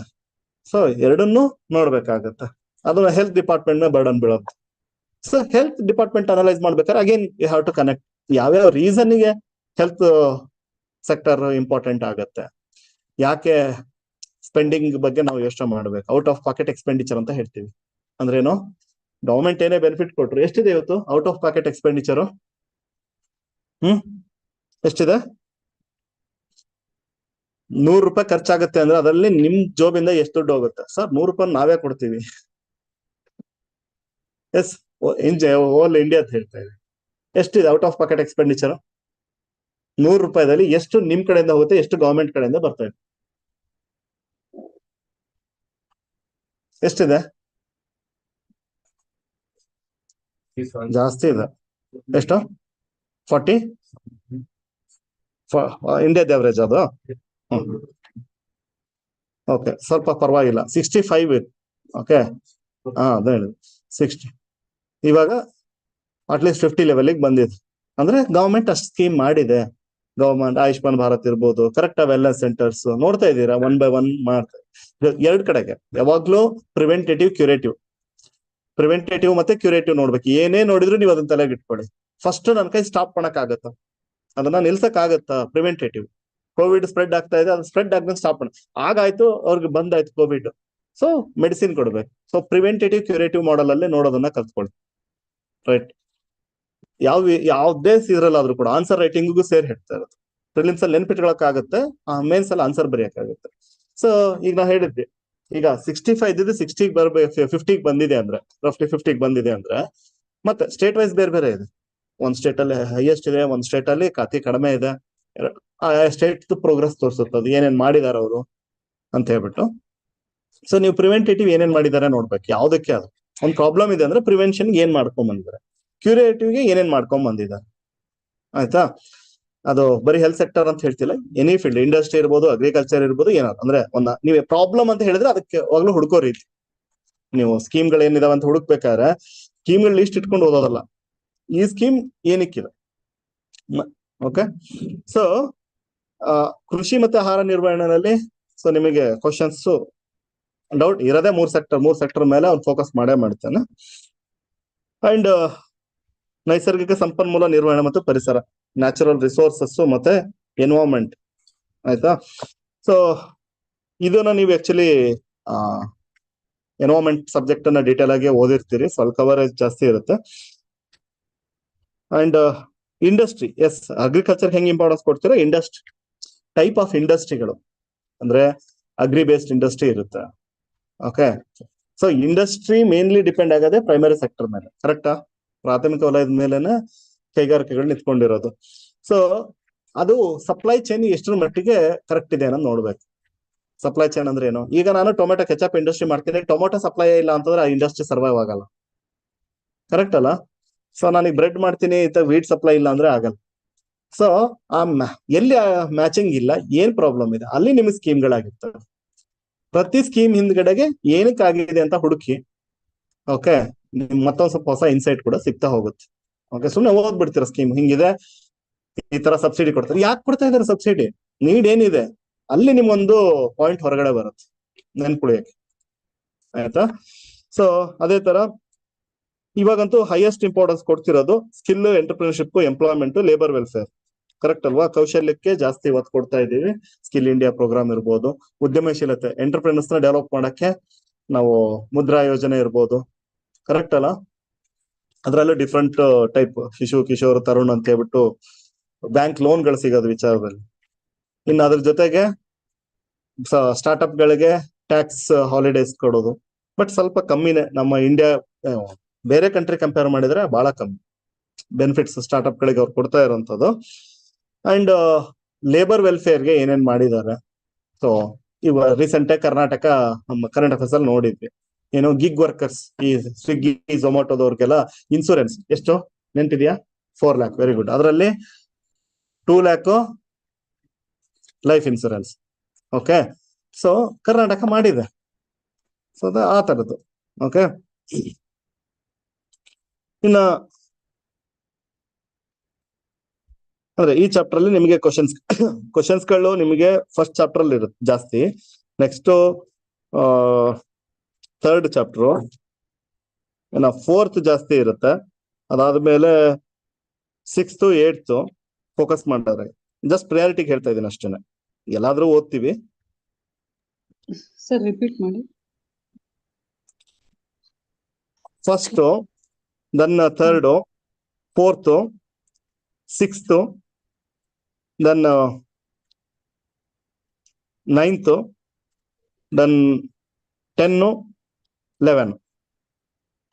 ಸೊ ಅಂದ್ರೆ ಎಲ್ಲವೂ ಓದ್ತೀವಿ, ಏನೋ ಯಾವ್ದು ಬಿಡಲ್ಲ, ಯಾವ್ದಾದ್ರಲ್ಲಿ ಏನ್ ಇಂಪಾರ್ಟೆಂಟ್ ಇದೆ ಅಂತ ಜಸ್ಟ್ ಅದರಲ್ಲೇ ಪ್ರಿಯಾರಿಟಿ ಮಾಡೋದಾದ್ರೆ, ಸೊ ಇದ್ರಲ್ಲಿ ಸ್ವಲ್ಪ ನಿಮ್ಗೆ ಜಾಸ್ತಿ ಕ್ವಶನ್ಸ್ ಗಳನ್ನ ಎಕ್ಸ್ಪೆಕ್ಟ್ ಮಾಡ್ಬೋದು.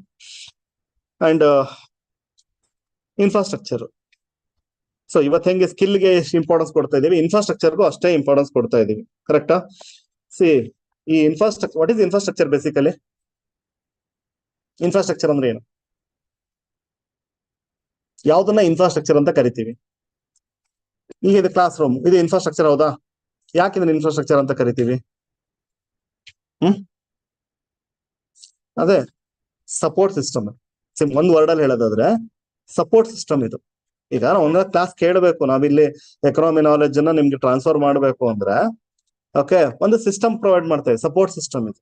ಓಕೆ, ಸೊ ಲಾರ್ಜ್ ಲೆವೆಲ್ ಅಲ್ಲಿ ಹೇಳೋದಾದ್ರೆ ಆ ಸಪೋರ್ಟ್ ಸಿಸ್ಟಮ್ ನ ಯಾವ ರೀತಿ ನೋಡ್ತೀರಾ? ಇನ್ಫ್ರಾಸ್ಟ್ರಕ್ಚರ್ ನ it's basically support system. So ಏನಕ್ಕೆ ಅದು ಇಂಪಾರ್ಟೆಂಟ್ ಆಗುತ್ತೆ?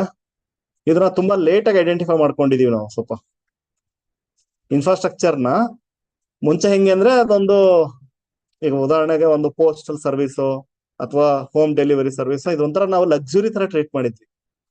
ಇವತ್ತು ನಾವೇನ್ ಟ್ರೀಟ್ ಮಾಡಿದೀವಿ, ಅದನ್ನ ನೀಡ್ ತರ ಟ್ರೀಟ್ ಮಾಡಿದೀವಿ. ಆಕ್ಚುಲಿ ಹೋಲ್ ಡೆವಲಪ್ಮೆಂಟ್ಗೆ, ಕರೆಕ್ಟಾ, ಎಕನಾಮಿಕ್ ಡೆವಲಪ್ಮೆಂಟ್ಗೆ ಫೌಂಡೇಶನ್ ಅಂದ್ರೇನೆ ಇನ್ಫ್ರಾಸ್ಟ್ರಕ್ಚರ್. ಇನ್ಫ್ರಾಸ್ಟ್ರಕ್ಚರ್ ಚೆನ್ನಾಗಿತ್ತು ಅಂತಂದ್ರೆ ಆಟೋಮೆಟಿಕ್ ಡೆವಲಪ್ಮೆಂಟ್ ಆಗೋಗುತ್ತೆ. ನೀವು ಇನ್ಫ್ರಾಸ್ಟ್ರಕ್ಚರ್ ಬಗ್ಗೆ ಫೋಕಸ್ ಮಾಡ್ಕೊಂಡು ಹೋಗಿ ಡೆವಲಪ್ಮೆಂಟ್ ಆಗುತ್ತೆ. ನೀವು ಅಂದ್ರೆ ನಾನು ಬಿಡದಿನಲ್ಲಿ ಅಲ್ಲೂ ಕೂಡ ಎಜುಕೇಶನ್ ಇಂಪ್ರೂವ್ ಮಾಡ್ತೀನಿ ಅಂತಂದ್ರೆ ಆಗಲ್ಲ. ಅಲ್ಲಿ ನೀವು ಹೋಗ್ಬಿಟ್ಟು ದೊಡ್ಡದೊಂದು ಬಿಲ್ಡಿಂಗ್ ಕಟ್ಟಿ ಏನೋ ಒಂದು ಯೂನಿವರ್ಸಿಟಿ ಮಾಡಿದ ತಕ್ಷಣ ಜನ ಹೋಗಲ್ಲ. ಯಾವಾಗ ಹೋಗ್ತಾರೆ? ಅಲ್ಲಿಗೆ ಮೆಟ್ರೋ ಇದ್ರೆ ಹೋಗ್ತಾರೆ. ಅರ್ಥ ಆಗ್ತಿದೆಯಲ್ಲ? ಸೊ ಇನ್ಫ್ರಾಸ್ಟ್ರಕ್ಚರ್ ಅಂದ್ರೆ ಎಂಡ್ ಟು ಎಂಡ್ ಇರ್ಬೇಕು. ಅಂದ್ರೆ ರೋಡ್ ಕೂಡ ಒಂದು ಇನ್ಫ್ರಾಸ್ಟ್ರಕ್ಚರ್, ಅಲ್ಲಿ ಕಾಲೇಜ್ ಕಟ್ಟೋದು ಇನ್ಫ್ರಾಸ್ಟ್ರಕ್ಚರ್. ನೀವು ಬರೀ ರೋಡ್ ಮಾಡಿದ ತಕ್ಷಣ ಹೋಗ್ಬಿಡ್ತಾರಲ್ಲ. ಸೊ ಇನ್ಫ್ರಾಸ್ಟ್ರಕ್ಚರ್ ನೀವು ಸುಮ್ಮನೆ ಡೆವಲಪ್ ಮಾಡ್ತಾ ಹೋಗಿ ಚೆನ್ನಾಗಿ, ಆಟೋಮೆಟಿಕ್ ಆಗಿ ಎಲ್ಲ ಡೆವಲಪ್ಮೆಂಟ್ ಆಗುತ್ತೆ. ಈಗ ಮೆಟ್ರೋ ಬಂತು, ಯಾವ ಇಂಡಸ್ಟ್ರಿಗೋಸ್ಕರ ಬೆನಿಫಿಟ್ ಆಗ್ತಿದೆ? ಅದು ಎಲ್ಲರಿಗೂ. ಯಾರಿಗ ಆಗ್ತಿಲ್ಲ ಅಂತ ಕೇಳ್ಬೇಕೀಗ. ಸೊ ಒಂದು ಇನ್ಫ್ರಾಸ್ಟ್ರಕ್ಚರ್, ಅದಕ್ಕೆ support system for everything, whole development. So ಇನ್ಫ್ರಾಸ್ಟ್ರಕ್ಚರ್ಗೆ ತುಂಬಾ ಇಂಪಾರ್ಟೆನ್ಸ್ ಕೊಡ್ಬೇಕು. ಓಕೆ, ಅಂದ್ರೆ ಪ್ರತಿಯೊಂದು ಒನ್ ಬೈ ಆರ್ಡರ್ ಅಲ್ಲೇ ಬರ್ತೀವಿ. ಲೈಕ್ ಹೆಲ್ತ್ ಇನ್ಫ್ರಾಸ್ಟ್ರಕ್ಚರ್ ಏನಿದೆ, ಎಜುಕೇಶನ್ ಇನ್ಫ್ರಾಸ್ಟ್ರಕ್ಚರ್ ಏನಿದೆ, ಟ್ರಾನ್ಸ್ಪೋರ್ಟ್ ಇನ್ಫ್ರಾಸ್ಟ್ರಕ್ಚರ್ ಏನಿದೆ, ಅದರಲ್ಲಿ ಮತ್ತೆ ವೆರೈಟಿಗಳು ನೋಡ್ಕೊಂಡ್ ಬರ್ತೀರಿ. ಕರೆಕ್ಟಾ? ಎಜುಕೇಶನ್ ಅಂದ್ರೆ ಡಿವೈಡ್ ಮಾಡ್ತೀರಿ, ಪ್ರೈಮರಿ, ಸೆಕೆಂಡರಿ, ಹೈಯರ್ ಎಜುಕೇಶನ್ ಹೆಂಗಿದೆ ಅಂತ. ಹೆಲ್ತ್ ಅಲ್ಲೂ ಅಷ್ಟೇ, primary care, secondary care, tertiary care ನೋಡ್ತೀವಿ. ಆಮೇಲೆ ಟ್ರಾನ್ಸ್ಪೋರ್ಟ್ ಅಂತ ಬಂದಾಗ, ಸೊ ರೈಲ್ವೆ ನೋಡ್ತೀರಾ, ರೋಡ್ ನೋಡ್ತೀರಾ, ಏರ್ವೇಸ್ ನೋಡ್ತೀರಾ, ಈವನ್ ಇನ್ಲ್ಯಾಂಡ್ ಅಂದ್ರೆ ವಾಟರ್ ವೇಸ್ ನೋಡ್ತೀರಿ. ಸಿ, ನೀವು ನೋಡಿದಾಗ ಓಕೆ, ಅವಾಗ ಮೈಂಡ್ ಓಕೆ, ನಾವು ಬರೀ ರೋಡ್ ಬಗ್ಗೆ ಫೋಕಸ್ ಮಾಡಿದೀವಿ, ರೈಲ್ವೆ ಬಗ್ಗೆ ಫೋಕಸ್ ಮಾಡಿದೀವಿ, why not for waterways? So ಮಾಡ್ತಾ ಇದೀವಿ ಇವತ್ತು. ಕರೆಕ್ಟಾ? ಸೊ ನ್ಯಾಷನಲ್ ವಾಟರ್ ವೇಸ್ ಗಳು ಎಷ್ಟಿದಾವೆ ಇವಾಗ? 6 ಇತ್ತು, ಇವಾಗ ಮತ್ತೆ ಅನೌನ್ಸ್ ಮಾಡಿದಾರಲ್ವಾ? ಎಷ್ಟಿದಾವೆ ಈಗ ಟೋಟಲಿ?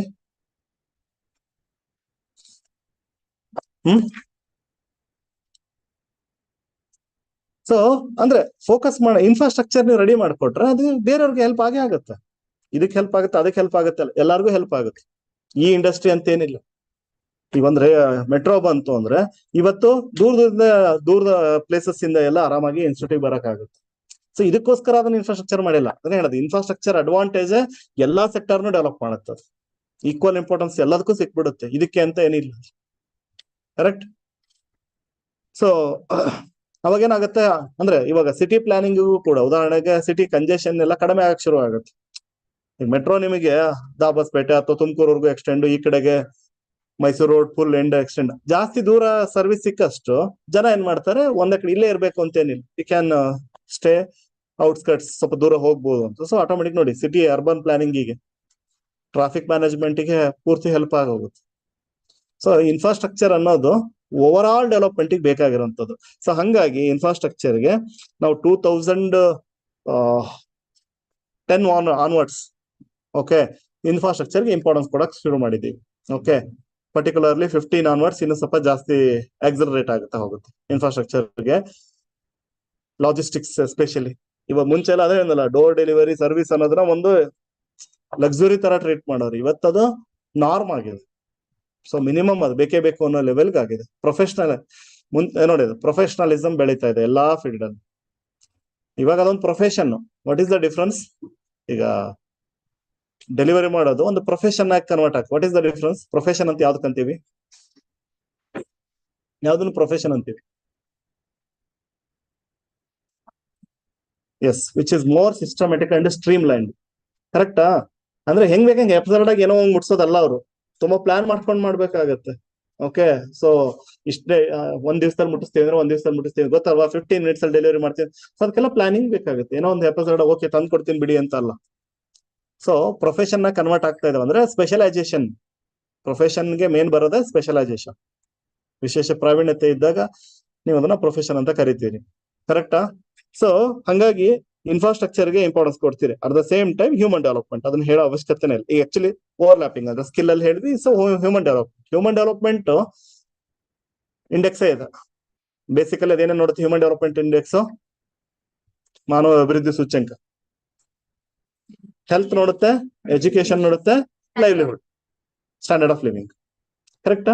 ಸೊ ಈ ಮೂರನ್ನ ಫೋಕಸ್ ಮಾಡುತ್ತೆ. ನೀವು ಬೇರೆ ಎಷ್ಟೆಲ್ಲ ಮಾಡಿ ಅಲ್ಟಿಮೇಟ್ಲಿ ನಿಮ್ಮ ಗೋಲ್ ಏನು? HDI ಇಂಪ್ರೂವ್ ಮಾಡೋದು. ಇವೆಲ್ಲ ಮಾಡೋದು ಏನಕ್ಕೆ? ಮೇಲ್ಗಡೆ ಎಲ್ಲಾ ಚಾಪ್ಟರ್ ಓದೋದು ಉದ್ದೇಶ ಏನಂದ್ರೆ HDI ಚೆನ್ನಾಗಿದೆಯಾ ನಿಮ್ದು ಅಂತ. ಅದಿಲ್ಲ ಅಂದ್ರೆ ವೇಸ್ಟ್, ನೀವು ಎಷ್ಟೇ ಮಾಡಿದ್ರು. ನಿಮ್ದು HDI ಅಂದ್ರೇನು? ಸ್ಟ್ಯಾಂಡರ್ಡ್ ಆಫ್ ಲಿವಿಂಗ್ ಚೆನ್ನಾಗಿರ್ಬೇಕು, ಹೆಲ್ತ್ ಚೆನ್ನಾಗಿರ್ಬೇಕು, ಎಜುಕೇಶನ್ ಚೆನ್ನಾಗಿರ್ಬೇಕು. ಈ ಮೂರು ಚೆನ್ನಾಗಿಲ್ಲ ಸರ್, ನಮ್ದು ಬಹಳ ಇಂಪ್ರೂವ್ಮೆಂಟ್ ಇದೆ ಅಂದ್ರೆ ವೇಸ್ಟ್. ಕರೆಕ್ಟ್ ಅಲ್ವಾ? ಅಲ್ಟಿಮೇಟ್ ಗೋಲೇನೆ ಎಲ್ಲರದ್ದು ಲೈಫ್ ಚೆನ್ನಾಗಾಗ್ಲಿ ಅಂತ ಮಾಡೋದು. ಸೊ ಹ್ಯೂಮನ್ ಡೆವಲಪ್ಮೆಂಟ್ ವಿಚಾರದಲ್ಲಿ ಏನೇನ್ ಮಾಡಿದ್ದಾರೆ ಸೊ ನೋಡ್ತೀವಿ. And good governance practices in Karnataka. So examples ಗಳಿಗೆ ಇದು ಹೆಲ್ಪ್ ಆಗುತ್ತೆ ಈ chapter. And sustainable development goals 17 goals ಇದಾವೆ. ಯಾವ್ಯಾವ ಗೋಲು ಯಾವ ರೀತಿ ಅಚೀವ್ ಮಾಡಿದ್ದೀವಿ. ಓಕೆ, ಸೊ ಎಷ್ಟರ ಮಟ್ಟಿಗೆ ಕರ್ನಾಟಕದ ಕಾಂಟ್ರಿಬ್ಯೂಷನ್ ಇದೆ ಸುಸ್ಥಿರ ಅಭಿವೃದ್ಧಿಗೆ ಅನ್ನೋದನ್ನ ನಾವಿಲ್ಲಿ ನೋಡ್ತೀವಿ. Okay, so fine. ಸ್ವಲ್ಪ ಪ್ರೀಫೇಸ್ ಅನ್ನ ನೋಡೋಣ.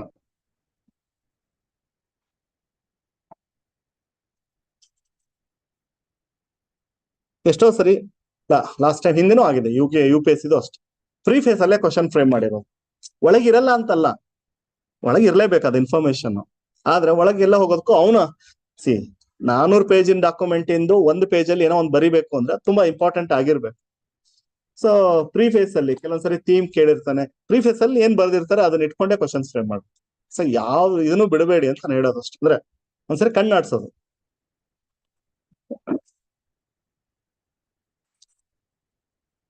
ಸೊ ನೋಡಿ, for example human development index ಬಗ್ಗೆ ಇಲ್ಲಿ ಮಾತಾಡ್ತಾ ಇದ್ದಾನೆ. ಅರ್ಥ ಆಗ್ತಿದ್ಯಾ?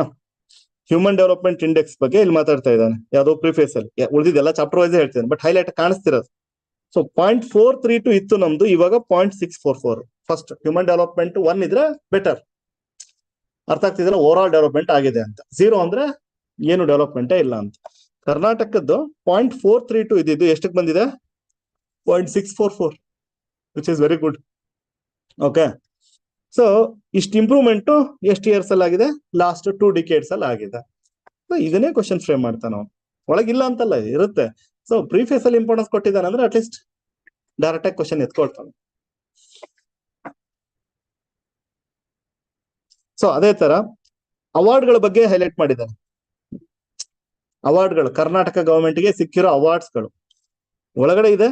ಸ್ಟಿಲ್ ಇಲ್ಲಿ ಕೊಟ್ಟಿರೋದ್ರಿಂದ ಎಕ್ಸ್ಪೆಕ್ಟ್ 100% ಪ್ರೀಫೇಸ್ ಅಲ್ಲಿ ಒಂದು ಕ್ವಶನ್ ಇಟ್ಕೊಂಡ್ಬಿಡಿ ಅಂತ ನಾನು ಹೇಳೋದು. ಸೊ ಏನೇನು ಅವಾರ್ಡ್ ಬಂದಿದೆ? Okay, highest growing business partner. Okay, dairy innovation award, Ksheerabhagya ಅಂದ್ರೆ dairy innovation particular Ksheerabhagya. Okay, ಯಾರು ಮಕ್ಕಳಿಗೆ ಹಾಲು ಕೊಡ್ತಾರಲ್ವಾ? Highest, okay sorry, highest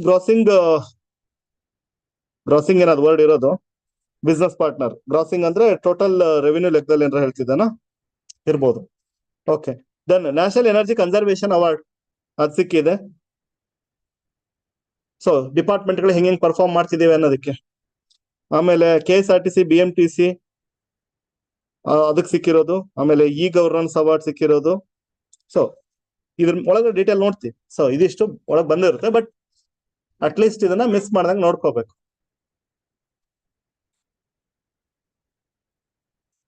okay, ನೀವು ಜಾಸ್ತಿ ಬರೆಯೋ ಕಷ್ಟ ತಗೊಂಡಿಲ್ಲ, ಒಳ್ಳೇದು. ನಿಮ್ಗೆ UPSC ನಲ್ಲಿ ಆ ಪ್ರಿಫೇಸೇ ಇಂಟ್ರೆಸ್ಟಿಂಗ್ ಇರುತ್ತೆ ಓದೋಕೆ. ಅಷ್ಟು ಚೆನ್ನಾಗಿ ಎಷ್ಟೊಂದು ಇನ್ಫಾರ್ಮೇಶನ್ಸ್ ಎಲ್ಲ ಕೊಟ್ಟು ಏನ್ ಮಾಡಿರ್ತಾನೆ. ಇಲ್ಲಿ ಲಿಮಿಟೆಡ್ ಅವಾರ್ಡ್ ಬಗ್ಗೆ ಫೋಕಸ್ ಮಾಡಿದ್ದಾನೆ. ಹ್ಯೂಮನ್ ನೋಡಿ, ನಾನೀಗ ಅಲ್ಲಿ ಹೇಳ್ಬೇಕಾದ್ರೆ ಹೇಳಿದೆ ಅಲ್ಟಿಮೇಟ್ ಗೋಲೇ HDA. ಸೊ ಅದಕ್ಕೆ ಅವನು ಪ್ರಿಫೇಸ್ ಎಲ್ಲ ನಿಂತ್ಕೊಂಡಿದ್ದಾನೆ. ನಾವ್ ಇಷ್ಟು ಇಂಪ್ರೂವ್ ಆಗಿದ್ದೀವಿ. ಸೊ ಕರ್ನಾಟಕ ಇಲ್ಲಿಂದ ಇಲ್ಲಿಗೆ ಬಂದಿದೆ ಅಂದ್ರೆ ಉಳಿದಿದ್ದೆಲ್ಲ ಇಂಪ್ರೂವ್ ಆಗಿದೆ ಅಂತಾನೆ. ನಮ್ದು HDA ಇಂಪ್ರೂವ್ ಆಗ್ಬೇಕಂದ್ರೆ ಉಳಿದಿದ್ದೆಲ್ಲದು ಇಂಪ್ರೂವ್ ಆಗಿದೆ ಅಂತ. ಸೊ ಅದನ್ನ ಹೈಲೈಟ್ ಮಾಡಕ್ಕೆ ಯೂಸ್ ಮಾಡಿದ್ದಾರೆ. ಫೈನ್. ಸೊ ಇಲ್ಲಿ ವಿಲ್ ಸ್ಟಾರ್ಟ್ ಇವತ್ತೊಂದು 20 minutes ಅಲ್ಲಿ ಯಾವ ರೀತಿ ಅಂದ್ರೆ ಫಸ್ಟ್ಗೆ ಅಷ್ಟು ಚಾಪ್ಟರ್ ಸಮ್ಮರಿ ಸಿಕ್ಬಿಡುತ್ತೆ. ಅದಾದ್ಮೇಲೆ ಚಾಪ್ಟರ್ ವೈಸ್ ಹೋಗ್ತೀವಿ. ರಿಪಿಟೇಷನ್ ಇರುತ್ತೆ, ಬಟ್ ಸಮ್ಮರಿ ಫಸ್ಟ್ಗೆ ಯಾಕೆ ಮಾಡ್ತೀನಿ, ಚಾಪ್ಟರ್ ವೈಸ್ ಮಾಡ್ಬೋದಿತ್ತು, ನಿಮ್ಗೊಂದು ಐಡಿಯಾ ಸಿಕ್ಬಿಡುತ್ತೆ. ಸಮ್ಮರಿ ಒಂದು ಕ್ಲಾಸ್ ಅಲ್ಲಿ ಮುಗಿಯೋಷ್ಟೊತ್ತಿಗೆ ನಾಳೆಗೆ ಮುಗಿತೆ, ಸೋಮವಾರದಿಂದ 1ನೇ ಚಾಪ್ಟರ್ ಮಾಡ್ತೀವಿ. ಸೊ ನಿಮ್ಗೆ ಪೂರ್ತಿ ಏನಿದೆ ಎಕ್ಸ್ಪೆಕ್ಟೇಷನ್ ಕ್ಲಿಯಾರಿಟಿ ಸಿಕ್ಬಿಡುತ್ತೆ, ಇದನ್ನೇ ಎಕ್ಸ್ಪೆಕ್ಟ್ ಮಾಡ್ಬೋದು ಅಂತ. Okay, so first chapter state income and prices. Okay, first state income ಯಾವ ರೀತಿ ಮೆಜರ್ ಮಾಡ್ತೀವಿ?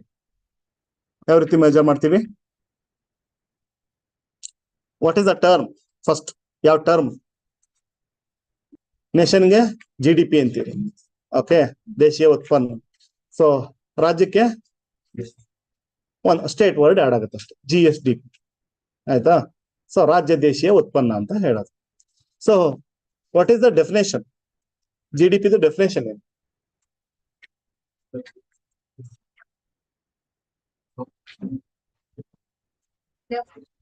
ಕರೆಕ್ಟ್ ಡೆಫಿನೇಷನ್ ಹೇಳ್ಬೇಕು ನೀವು. ಎಕನಾಮಿನಲ್ಲಿ ಆನ್ಸರ್ ಮಾಡೋದು ಈಸಿ, ಬಟ್ ಡೆಫಿನೇಷನ್ಸ್ ಗಳನ್ನ ಮಾತ್ರ ನೀವು ಮಗ್ಗಪ್ ಮಾಡ್ಕೊಂಡು ವರ್ಡ್ ಟು ವರ್ಡ್ ಕರೆಕ್ಟ್ ಆಗಿರ್ಬೇಕು. ಇಲ್ಲಾಂದ್ರೆ ತಪ್ಪು ಮಾಡೇ ಬಿಡ್ತೀವಿ. ಹೇಳಿ, GDP ಡೆಫಿನೇಷನ್ ಕರೆಕ್ಟ್ ಆಗಿ ಹೇಳಿ. ರಾಂಗ್.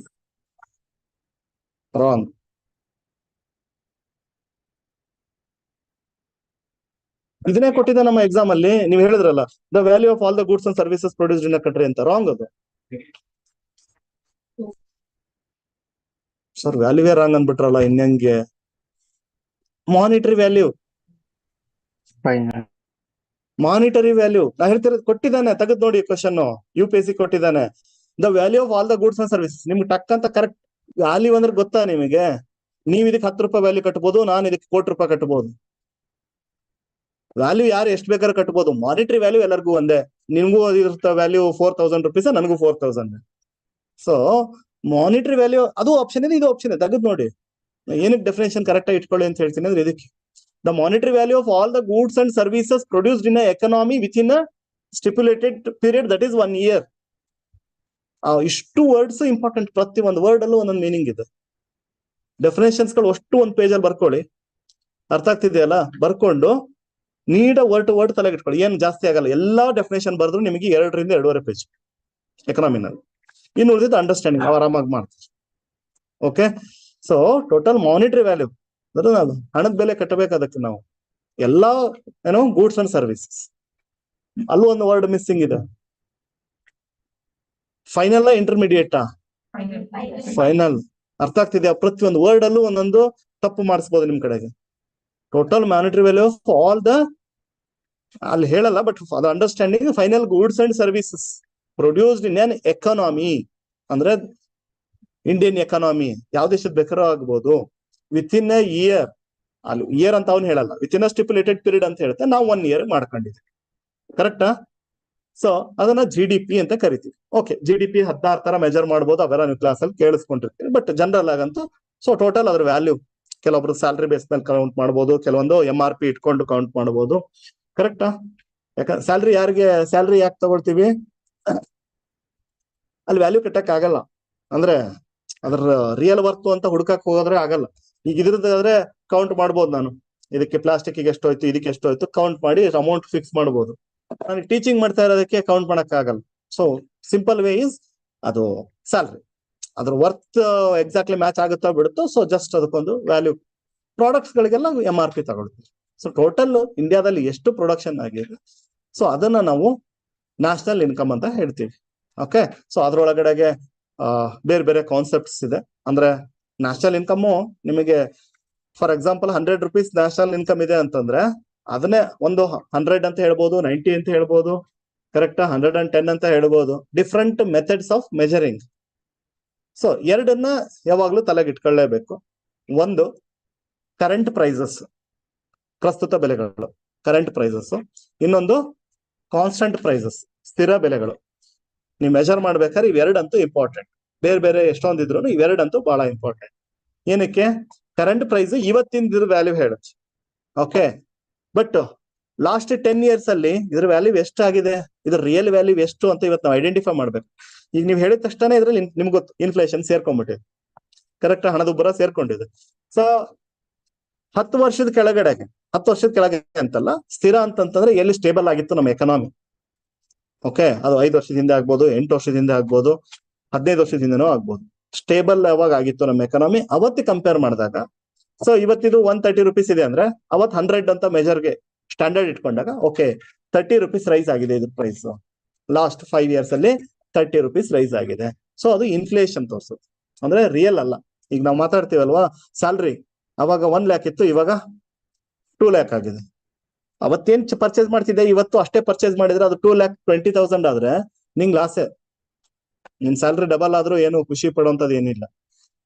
ಬಟ್ ನಿನ್ ಸ್ಯಾಲ್ರಿ ಡಬಲ್ ಆಗಿದೆ, ಪ್ರೈಸಸ್ ಮಾತ್ರ ಬಸ್ಟ್ 50%, 1,50,000 ಅಷ್ಟೇ ಇದೆ.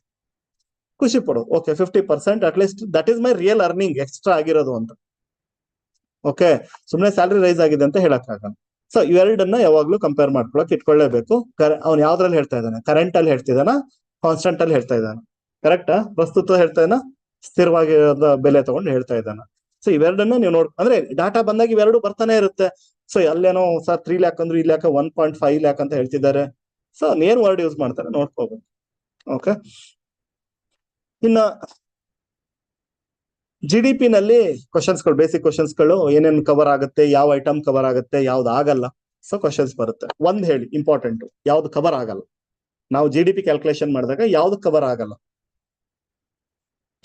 ಡೆಫಿನೇಷನ್ ಅಲ್ಲೇ ಇದೆ ಯಾವ್ದು ಕವರ್ ಆಗಲ್ಲ ಅನ್ನೋದಕ್ಕೆ. ಕರೆಕ್ಟ್ ಹೇಳಿ, ಜೋರಾಗಿ ಹೇಳಿ. ಇಂಟರ್ಮೀಡಿಯೇಟ್ ಆಗಲ್ಲ, ಅದು ಪಕ್ಕ. ನಾನ್ ಮಧ್ಯನೂ ಕೌಂಟ್ ಮಾಡ್ತೀನಿ, ಇದನ್ನ ಫೈನಲ್ ಆದ್ಮೇಲೂ ಕೌಂಟ್ ಮಾಡ್ತೀನಿ, ಮಾಡಂಗಿಲ್ಲ. ಅದನ್ನ ನಾವು ಬೇಸಿಕ್ಸ್ ಓದಿ. House hold ಯಾಕಾಗಲ್ಲ? ಓಕೆ, ಅಂದ್ರೆ ನಾವು ಮಾಡ್ಬೇಕಾಗಿತ್ತು, ಮಾಡ್ತಿಲ್ಲ. ಮಿಸ್ಸಿಂಗ್, ಅದು ಮಿಸ್ಸಿಂಗ್. ನಾನ್ ಕೇಳಿದ್ದು ಯಾವ್ದು ಆಕ್ಚುಲಿ ಕೌಂಟ್ ಆಗ್ತಿಲ್ಲ. ಇಂಡಿಯನ್ ಎಕನಾಮಿನಲ್ಲಿ ಅದು ಇದೆ, ಬಟ್ ಕೌಂಟ್ ಆಗ್ತಿಲ್ಲ. 2 ಪಾರ್ಟ್ ಇದೆ. ಮಿಸ್ಸಿಂಗ್ ಇದೆ. ಮಿಸ್ಸಿಂಗ್ ಅಂದ್ರೆ ನಾವೀಗ ಮನೆ ಕೆಲಸದವ್ರು ದುಡ್ಡು ಕೊಡ್ತೀವಿ, ಅವ್ರ ರೆಕಾರ್ಡ್ ಅಲ್ಲಿ ತೋರ್ಸಲ್ಲ. ಸೊ ಅದು GDP ನಲ್ಲಿ ಮಿಸ್ ಆಗುತ್ತೆ. ಮಿಸ್ಸಿಂಗ್ ಕ್ವಶನ್ಸ್ ಗಳು ಬರುತ್ತೆ. ಮತ್ತೆ ಯಾವ್ದು ಕೌಂಟ್ ಆಗ್ತಾ ಇಲ್ಲ ಅನ್ನೋದು ಬರುತ್ತೆ. ಯಾವ್ದು account? Second hand already 1 round count ಆಗಿರುತ್ತೆ, ಡಿಪ್ರಿಸಿಯೇಷನ್ ಕವರ್ ಆಗುತ್ತೆ. ಅದು ಕರೆಕ್ಟ್ ಅಲ್ವಾ? ಅದೇ ಅದನ್ನ ಹೇಳಿದ್ವಲ್ಲ, ಆ ತರದ್ದು ಒಂದು ಮಿಸ್ಸಿಂಗ್ ಅದು. ನೋಡಿ, ಮಿಸ್ಸಿಂಗ್ ಪಾರ್ಟ್ ಬೇರೆ, ಕೌಂಟ್ ಆಗದೆ ಇರೋದು ಕೇಳ್ತಾ ಇದ್ದೀನಿ. ಅಂದ್ರೆ ಯಾವ್ದು? So total monetary value of all the, ಏನ್ ಹೇಳಿದ್ವಿ ಅಲ್ಲಿ? ಅಂದ್ರೆ ನೀವು GDP GNP ಬಗ್ಗೆ ನಾನು ತಲೆ ಇಟ್ಕೊಂಡು ಕೇಳ್ತಾ ಇದ್ದೀನಿ, ಆಯ್ತಾ? ಸೊ ಅಲ್ಲಿ ಇಂಡಿಯಾದಲ್ಲಿ ಪ್ರೊಡ್ಯೂಸ್ ಆಗೋದು ಅಷ್ಟೇ ಹೇಳ್ತಾ ಇದ್ದೀವಿ. ಬೇಸಿಕಲಿ GDP GNP ಡಿಫ್ರೆನ್ಸ್ ನ ಹೇಳ್ತಾ. ಓಕೆ, ಸೊ ನಾವು ಫಾರಿನ್ ಕಂಟ್ರಿಯಿಂದ ನಾವೀಗ ಏನೋ ಇಂಪೋರ್ಟ್ ಮಾಡ್ಕೊಳ್ತೀವಿ. ಓಕೆ, ಸೊ ಅದು ನಮ್ಮ ಎಕನಾಮಿನಲ್ಲಿ ಪ್ರೊಡ್ಯೂಸ್ ಆಗಿಲ್ಲ, ಬಟ್ ಆದ್ರೆ ಅದ್ರದ್ದು ಇಂಪ್ಯಾಕ್ಟ್ ಇಲ್ಲಿದೆ. ಎನಿವೆ GDP GNP ಮೇಲೆ ಕ್ವಶನ್ಸ್ ಫ್ರೇಮ್ ಆಗುತ್ತೆ. ಎನಿವೆ ಮತ್ತೆ ಬಂದಂಗೆ ಹೇಳ್ಕೊಂಡು ಹೋಗ್ತೀನಿ. ಸೊ ಇಲ್ಲಿ 4ನೇದು, ನಾನು ಕ್ವಶನ್ಸ್ ಗಳನ್ನ ನೀಟಾಗಿ ಹೇಳ್ಕೊಂಡು ಹೋಗ್ತೀನಿ. ಟೈಮ್ ಜಾಸ್ತಿ ಹೋಗುತ್ತೆ, ಬಟ್ ಕ್ವಶನ್ಸ್ ಗಳು ಹಿಂಗೆ ಬರುತ್ತೆ. ಸೊ ಕರ್ನಾಟಕದ ಪರ್ ಕ್ಯಾಪಿಟ ಇನ್ಕಮ್ ಎಷ್ಟಿದೆ ಅಂತ ಕೇಳ್ತಾರೆ. 3,32,926. ಓಕೆ, ಸೊ ಆಲ್ಮೋಸ್ಟ್ ಎಷ್ಟು 80% ಅಷ್ಟು ಜಾಸ್ತಿ ಆಗಿದೆ. ಓಕೆ, ಯಾವ್ದು ಕಂಪೇರ್ ಮಾಡಿದ್ರೆ ಆಲ್ ಇಂಡಿಯಾ ಲೆವೆಲ್ ಅಲ್ಲಿ 1,85,854 ಇದೆ. ಕರ್ನಾಟಕದ ಎಷ್ಟಿದೆ 3,32,000. ಅಂದ್ರೆ ಪ್ರತಿಯೊಬ್ರು ನಾವ್ ಇಷ್ಟು ಅರ್ನ್ ಮಾಡ್ತಾ ಇದೀವಿ. ಹೋಗಿ ಬ್ಯಾಂಕ್ ಅಕೌಂಟ್ ಚೆಕ್ ಮಾಡ್ಕೋಬೇಡಿ. ಓಕೆ, ಸೊ ಅವರೇಜ್ ಕೇಳ್ತಾನೆ, ಈ ಕ್ವಶನ್ ಕೇಳ್ತಾನೆ. ಓಕೆ, ಅಂದ್ರೆ ಡೋಂಟ್ ಥಿಂಕ್ ಇವನ್ ಅಪ್ರಾಕ್ಸಿಮೇಟ್ ಕೇಳಲ್ಲ ಅವನು. 332,926 ಕೇಳ್ತಾನೆ. ಓಕೆ, UPSC ಹತ್ರ ಕೇಳಲ್ಲ, KPSC ನಲ್ಲಿ ಅವನು ಎಕ್ಸಾಕ್ಟ್ ನಂಬರ್ನ ಎಕ್ಸ್ಪೆಕ್ಟ್ ಮಾಡ್ತಾನೆ, ಅದಕ್ಕೆ ಹೇಳ್ತೀರ. ಸೊ ಇಲ್ಲಿ ಕೇಳೋದಿದು, ಬಟ್ ಅಲ್ಲಿ ಎಷ್ಟಿತ್ತು ಅನ್ನೋದಕ್ಕೆ ಒಂದು ಐಡಿಯಾ ಕೊಡೋದಾದ್ರೆ, ನಾ ಆದ್ರೆ ಹೇಳಿದ್ದೆ ಇದು ಯಾವ ಪ್ರೈಸ್ ಅಲ್ಲಿ ಮೆಜರ್ ಮಾಡಿರೋದು ಇದು, ಅದೇ ಕರೆಂಟ್ ಅಂದ್ರೆ ಇನ್ಫ್ಲೇಷನ್ ಅದೆಲ್ಲ ಜಾಸ್ತಿ ಇರೋದೇ ತೋರಿಸ್ತೀವಿ, ಜಾಸ್ತಿ ಇರೋದೇ ಅದನ್ನ ಅಡ್ಜಸ್ಟ್ ಮಾಡಿರೋದಕ್ಕೆ ನೋಡಿದ್ರೆ ಅದು ಬೇರೆ ಇರುತ್ತೆ. But he loss this one only. So 3,04,000 ಇದ್ದಿದ್ದು 332, ಆಲ್ಮೋಸ್ಟ್ 26,27,000 ಅಷ್ಟು ರೈಸ್ ಆಗಿರೋದು. ಓಕೆ, ಬಟ್ ಅದನ್ನೇ ನೀವು ರಿಯಲ್ ಅಲ್ಲಿ ನೋಡಿದ್ರೆ 175, 186, still it is national average higher. Real price ಅಲ್ಲಿ ನೋಡಿದ್ರೆ 1,86,000. ಬಟ್ ಐ ಆಮ್ ಎಕ್ಸ್ಪೆಕ್ಟಿಂಗ್ ಇದೇ ಕ್ವಶನ್ ಬರಬಹುದು, ಬಟ್ ಐಡಿಯಾ ಇರ್ಲಿ. ಓಕೆ, ಕರೆಂಟ್ ಪ್ರೈಸು ಮತ್ತೆ ಕಾನ್ಸ್ಟೆಂಟ್ ಪ್ರೈಸ್ ಆಯ್ತಾ. ಸೊ ಅದೆಷ್ಟಿದೆ ಅಂತ ಕೇಳಿ ಅದನ್ನು ತಲೆಗಿಟ್ಕೊಳ್ಳೋದಾದ್ರೆ 186,038. 186,038. Then growth of agriculture sector negative ಅಲ್ಲಿದೆ ಅನ್ನೋದು ಗೊತ್ತಿರ್ಲಿ. ಎಷ್ಟು -1.8 ಕಾಣಿಸ್ತಾ ಇದೆಯಾ, ಚೆಕ್ ಮಾಡ್ತಾ ಇರ್ಲಿಲ್ಲ. ಸೊ ಈಗ ಕರೆಂಟ್ ಇಯರ್ ಅಲ್ಲಿ -1.8 ನೆಗೆಟಿವ್ ನಲ್ಲಿ ಇದೆ. ಸೊ ಅದನ್ನ ತಲೆಗಿಟ್ಕೊಳ್ಳಿ. ನೆಕ್ಸ್ಟ್ ನಾ ಮಾತಾಡ್ತಿರೋದು ಈಗ ಸ್ಟೇಟ್ ಇನ್ಕಮ್ ಎಂದು. ಈ ಕ್ವಶನ್ ಎಕ್ಸ್ಪೆಕ್ಟ್ ಮಾಡ್ತಾ ಇದ್ದೀನಿ. ಇಲ್ಲಿದೆ ನೋಡಿ ಲಾಸ್ಟ್ ಅಲ್ಲಿ ಯಾವ್ಯಾವ್ದ್ರ ಕಾಂಟ್ರಿಬ್ಯೂಷನ್ ಎಷ್ಟಿದೆ ಅಂತ. ಇದು ಫೇವ್ರೇಟ್ ಕ್ವಶನ್ ಯಾವಾಗ್ಲೂ ಎಕ್ಸಾಮಿನರ್ಸ್ಗೆ, ಪ್ರತಿ ವರ್ಷನೂ ಫೇವ್ರೇಟ್. ಅದು ಯಾವಾಗ ಬೇಕಾದ್ರೂ ಬರ್ತಾ ಇರ್ಬೋದು ನೋಡಿ. 67% ಯಾವ್ದ್ರ ಕಾಂಟ್ರಿಬ್ಯೂಷನ್ ಇದೆ ಕರ್ನಾಟಕದಲ್ಲಿ, ಸರ್ವಿಸಸ್, ಸೇವಾ ವಲಯದ. ನೆಕ್ಸ್ಟ್ ಎಷ್ಟು 20% ಯಾವುದು, ಇಂಡಸ್ಟ್ರಿ, ಕೈಗಾರಿಕೆಗಳು. 13% ಏನು, ಅಗ್ರಿಕಲ್ಚರ್. ಅರ್ಥ ಆಯ್ತಲ್ಲ, 70, 80, 100. ಸೊ ಆರ್ಡರ್ ಅಲ್ಲಿ ಕೇಳ್ತಾನೆ ಅಥವಾ ಒಂದನ್ನೇ ಚೂಸ್ ಮಾಡಕ್ಕೆ ಯಾವ್ದು ಜಾಸ್ತಿ ಇದೆ. ಸೇವಾ ವಲಯ ಜಾಸ್ತಿ ಇದೆ ಅಂತ ಎಲ್ಲರಿಗೂ ಗೊತ್ತಿರುತ್ತೆ, ಪರ್ಸೆಂಟೇಜ್ ಕೇಳ್ಬಿಡ್ಬೋದು ಅವನು. ಓಕೆ, ಯಾವಾಗ್ಲೂ ಇದ್ರ ಜೊತೆಗೆ ಬಂದಾಗ ಇಂಡಿಯಾದ ಎಷ್ಟಿದೆ ಅನ್ನೋದು ಕ್ವಶನ್. ಇದನ್ನ ತಲೆಗಿಟ್ಕೊಳ್ಳಿ. ಈ ಕ್ವಶನ್ ಬಂದ್ರೆ ಇಂಡಿಯಾದ ಎಷ್ಟಿದೆ 67% ಇದೆ ಅಲ್ವಾ ಕರ್ನಾಟಕದಲ್ಲಿ. ಇಂಡಿಯಾದ ಎಷ್ಟಿದೆ 58% ಅನ್ನೋದು. ಈಗ ಹೊಸದು ಎಷ್ಟಿದೆ ಅದನ್ನ ಜಸ್ಟ್ ಸಣ್ಣ ಪುಟ್ಟ ವೇರಿಯೇಷನ್ಸ್ ಗಳು ಇದ್ದೇ ಇರುತ್ತೆ. ಸೊ 58, ನಮ್ದು ಇನ್ನೂ ಜಾಸ್ತಿ ಇದೆ. ಯಾಕೆ ಜಾಸ್ತಿ ಇದೆ ಅಂದ್ರೆ ನಿಮಗೆ ಆನ್ಸರ್ ಗೊತ್ತು ಯಾಕೆ. So Bengaluru IT major service sector ಇರೋದ್ರಿಂದ ಸೊ ಇಷ್ಟು, ಇದು 20, ಇದು 13. ಉಳಿದಿದ್ದು ಆಲ್ಮೋಸ್ಟ್ ಇಂಡಿಯಾದಲ್ಲೂ ಇದೇ ಲೆವೆಲ್ ಅಲ್ಲ ಇದೆ. ಅಂದ್ರೆ ಆರ್ಡರ್ ಸೇಮ್ ಇದೆ, ಬಟ್ ಪರ್ಸೆಂಟೇಜ್ ಕೇಳಬಹುದು, ಎಷ್ಟು percentage. Next district wise comparison possibility ಇದೆ. ಡಿಸ್ಟ್ರಿಕ್ಟ್ ವೈಸ್ ಹೈಯೆಸ್ಟ್ ಯಾವ್ದು ಗೆಸ್ ಮಾಡಬಹುದು, ಬಟ್ ಕೆಲವೊಂದು ಸರಿ ಉಲ್ಟಾ ಹೊಡಿತವೆ, ಸ್ವಲ್ಪ ಹುಷಾರಾಗಿರ್ಬೇಕು. ಬೆಂಗಳೂರ್ದು ಇರುತ್ತೆ ಎಕ್ಸ್ಪೆಕ್ಟೆಡ್, ಈಸಿ ಆಗಿದೆ. ಸೊ ಅರ್ಬನ್ ಡಿಸ್ಟ್ರಿಕ್ಟ್ ಬೆಂಗಳೂರ್ದು ಎಷ್ಟಿದೆ 8,59,000. ಅಲ್ಲಿ ನಂಬರ್ ಕೇಳಲಿಕ್ಕಿಲ್ಲ. ಹೈಯೆಸ್ಟ್ ಪರ್ ಕ್ಯಾಪಿಟಾ ಯಾವ ಡಿಸ್ಟ್ರಿಕ್ಟ್ ಇದೆ, ಬೆಂಗಳೂರು ಅರ್ಬನ್ ಡಿಸ್ಟ್ರಿಕ್ಟ್. ಓಕೆ, ಇಡೀ ಕರ್ನಾಟಕದ ಕಾಂಟ್ರಿಬ್ಯೂಷನ್ ಬೆಂಗಳೂರಿಂದಾನೇ ಹೆಚ್ಚು ಕಡಿಮೆ 40% ಇದೆ. ಇಡೀ ಕರ್ನಾಟಕದ ಇನ್ಕಮ್ಗೆ ಬೆಂಗಳೂರಿಂದಾನೇ 40% ಕಾಂಟ್ರಿಬ್ಯೂಷನ್ ಇದೆ. ಆಯ್ತಾ. So second highest Dakshina Kannada ಇದೆ, ಬಿಟ್ರೆ ಬೆಳಗಾವಿ ಇದೆ. ನೆನ್ಪಿಟ್ಕೊಳ್ಳಿ. ಇದು ಏನಪ್ಪ, ಯಾವುದು ಓಕೆ ಲೀಸ್ಟ್ ಕೇಳಿದ್ರು ಅಂತ ಹೇಳ್ತಿದ್ರಾ ಹೋಸತಿ, ಕೊಡಗು ಅಲ್ಲ ಈ ಸತಿ, ಈ ಸತಿನೂ ಅದೇ ಇದೆ. ಓಕೆ, ಸೊ ಅದೇ ಯಾವಾಗ್ಲೂ ಟಾಪ್ ಕೇಳ್ತಾನೆ, ಬಾಟಮ್ ಕೇಳ್ತಾನೆ. ಆಯ್ತಾ. ಸೊ ಇದನ್ ಕೇಳ್ತಾನೆ. ಈ ಬೆಂಗಳೂರು ಗೆಸ್ ಮಾಡಬಹುದು. ಒಂದ್ ಏನಂದ್ರೆ ಈ ಕನ್ಫ್ಯೂಷನ್ ಕೆಲವೊಂದ್ಸರಿ ಆಗ್ತವೆ, ಯಾಕಂದ್ರೆ ಬೆಳಗಾವಿ ಕೂಡ commercial city. But percentage difference ನೋಡ್ರೆ ನಿಮ್ಗೆ ಗೊತ್ತಾಗುತ್ತೆ. ಇದು 37, 40% ಹತ್ರ ಇದೆ. ನೆಕ್ಸ್ಟ್ ಒಮ್ಗೆ 5.5 ಇಳಿತು ಕಾಂಟ್ರಿಬ್ಯೂಷನ್. 4 third highest.